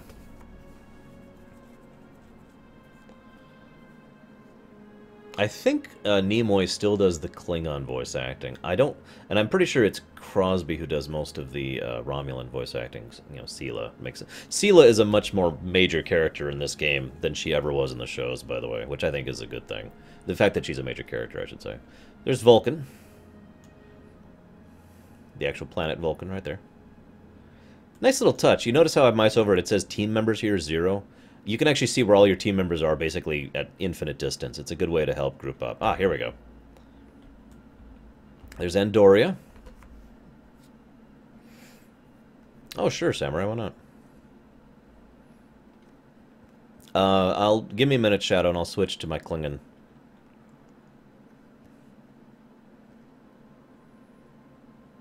Tech upgrades frozen. Give in. By the way, this grid stuff on the ground, you can turn off. It doesn't have to be there. I like it on. It changes color based on which faction territory you're in, so it's blue right now because, you know, Federation. So there's Sol over there. And there's another system that Star Trek fans may be aware of. Now, I love this because this is just the philosophy of the people who made this game in a nutshell. There is no reason to put this here. There are no quests here. No anything. Can I not go here? Oh my god, I can't go into the system because I'm still a newbie. Hang on, I need to show this off. We'll get on my actual guy. Hang on. Let me get on my Doom ship. The Pillar of Iron here. Wait, what did Sean ask? Oh, right. Worf is very against the war, but, I mean, duh, right?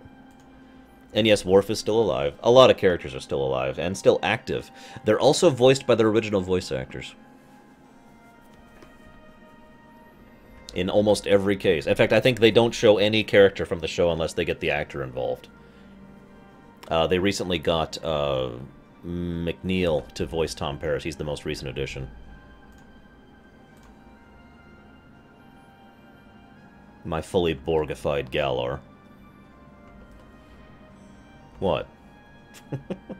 The Borg work for me now. Alright.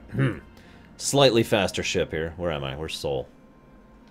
Where's anything? Oh god, I'm lost. Okay, there we go. I know where I am now. As you can see, this is a much, much, much faster ship. I'm actually going at warp 19.88 right now. Oh god, I'm going too fast. Turn! Ugh. I reverse faster than the other ship goes at full speed. And I have transwarp, which I'm not going to show off just yet. I'll show it off in a minute. Oh god! Down to Wolf 359. There we go. So again, there are no quests here. No nothing. There is no reason for this to be here. The only reason for this to be here is because it's Wolf 359 and they wanted to show this off. And this is Wolf 359 now. If you bother to count, there is one ship for every one mentioned in all the records as far as this. I'm going to pause the music for this one. In fact, I actually have a song called Graveyard we're going to pull up really quick.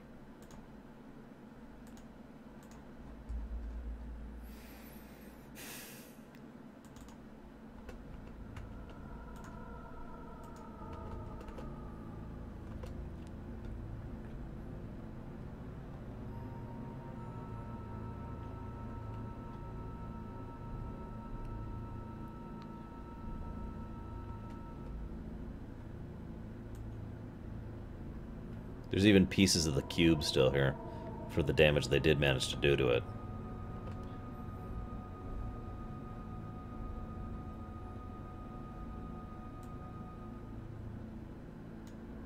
And that's the memorial, if it's not obvious.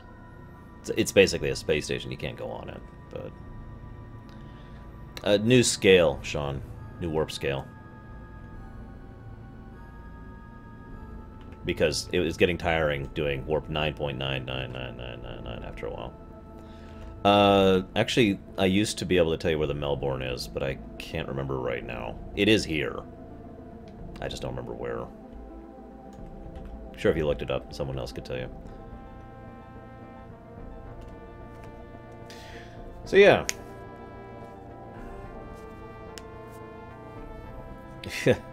Well, they all came here to fight a single Borg cube, Sterlings. You could probably guess how that fight went based on what we're looking at. Let's get out of here.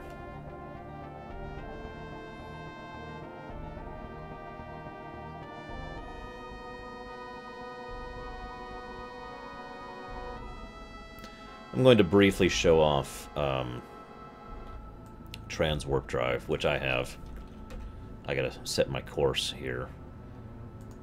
And by the way, this is kind of cool too.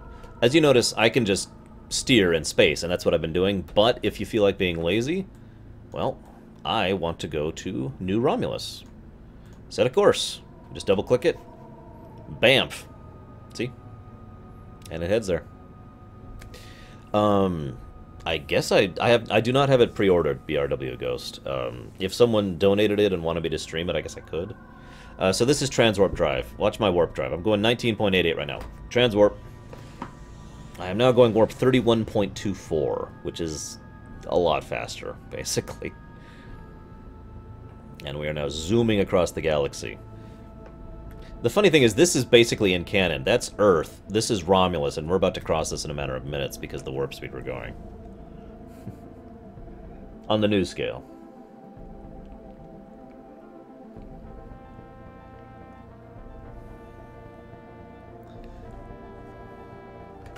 But I don't actually want to go to New Romulus. I want to go to... Where is it? It should be right around here. Am I just not seeing it?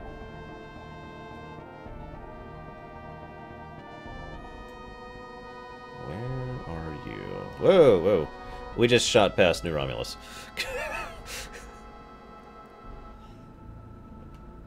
So we're here. This is New Romulus. This is not Romulus because, you know, Romulus is gone. But this is where they've settled. There's a whole storyline about that. It's awesome. I don't want to spoil too much of the story. Where is it? It's got to be around here somewhere. Am I just not zoomed in enough? Alright, where's Pax?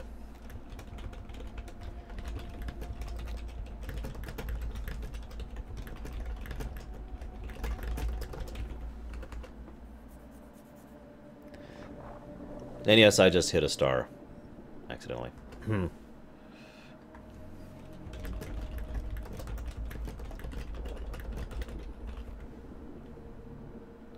Ah, okay, so there's... it's gotta be in here, then.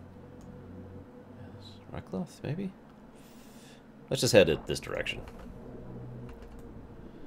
So there's New Romulus. Again, whole storyline there, I'm not gonna spoil it. You'll figure it out.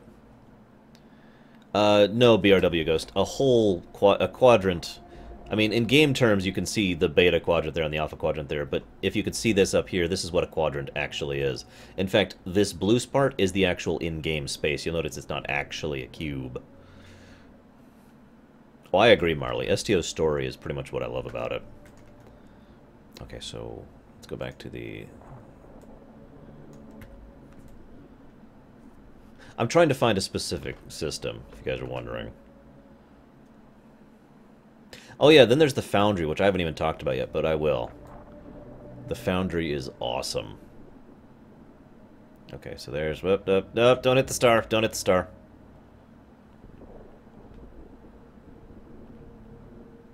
No? No, there's the cluster. Where are we? Cloth, maybe? Chiron?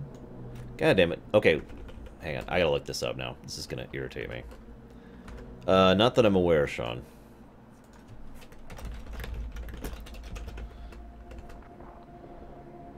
Yeah, Pax is right. It's like Hobus or something, but I can't seem to find it.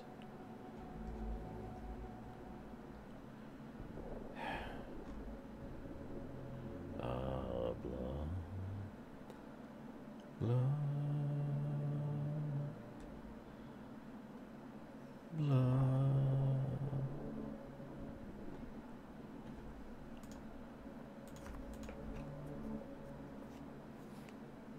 If I can't find it, oh, there it is. There it is. Found it. Further up north than I thought.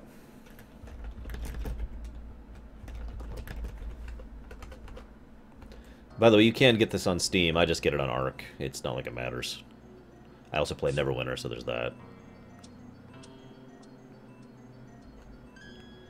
No, I don't feel like doing that one. So you notice this is the Hobus system. You notice there's no star here.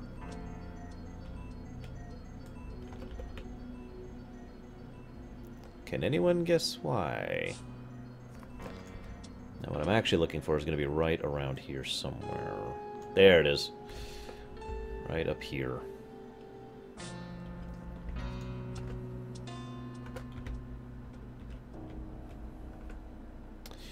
This is the actual Romulan system.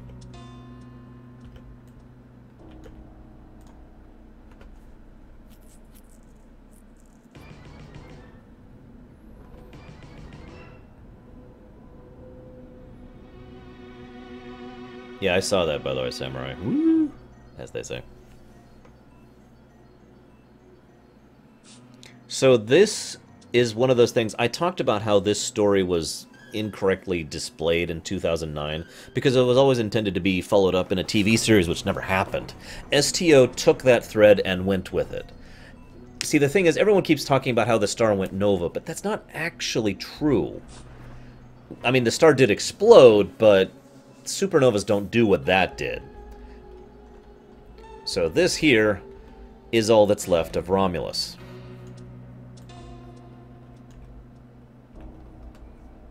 Because, yeah. A few 100 billion dead.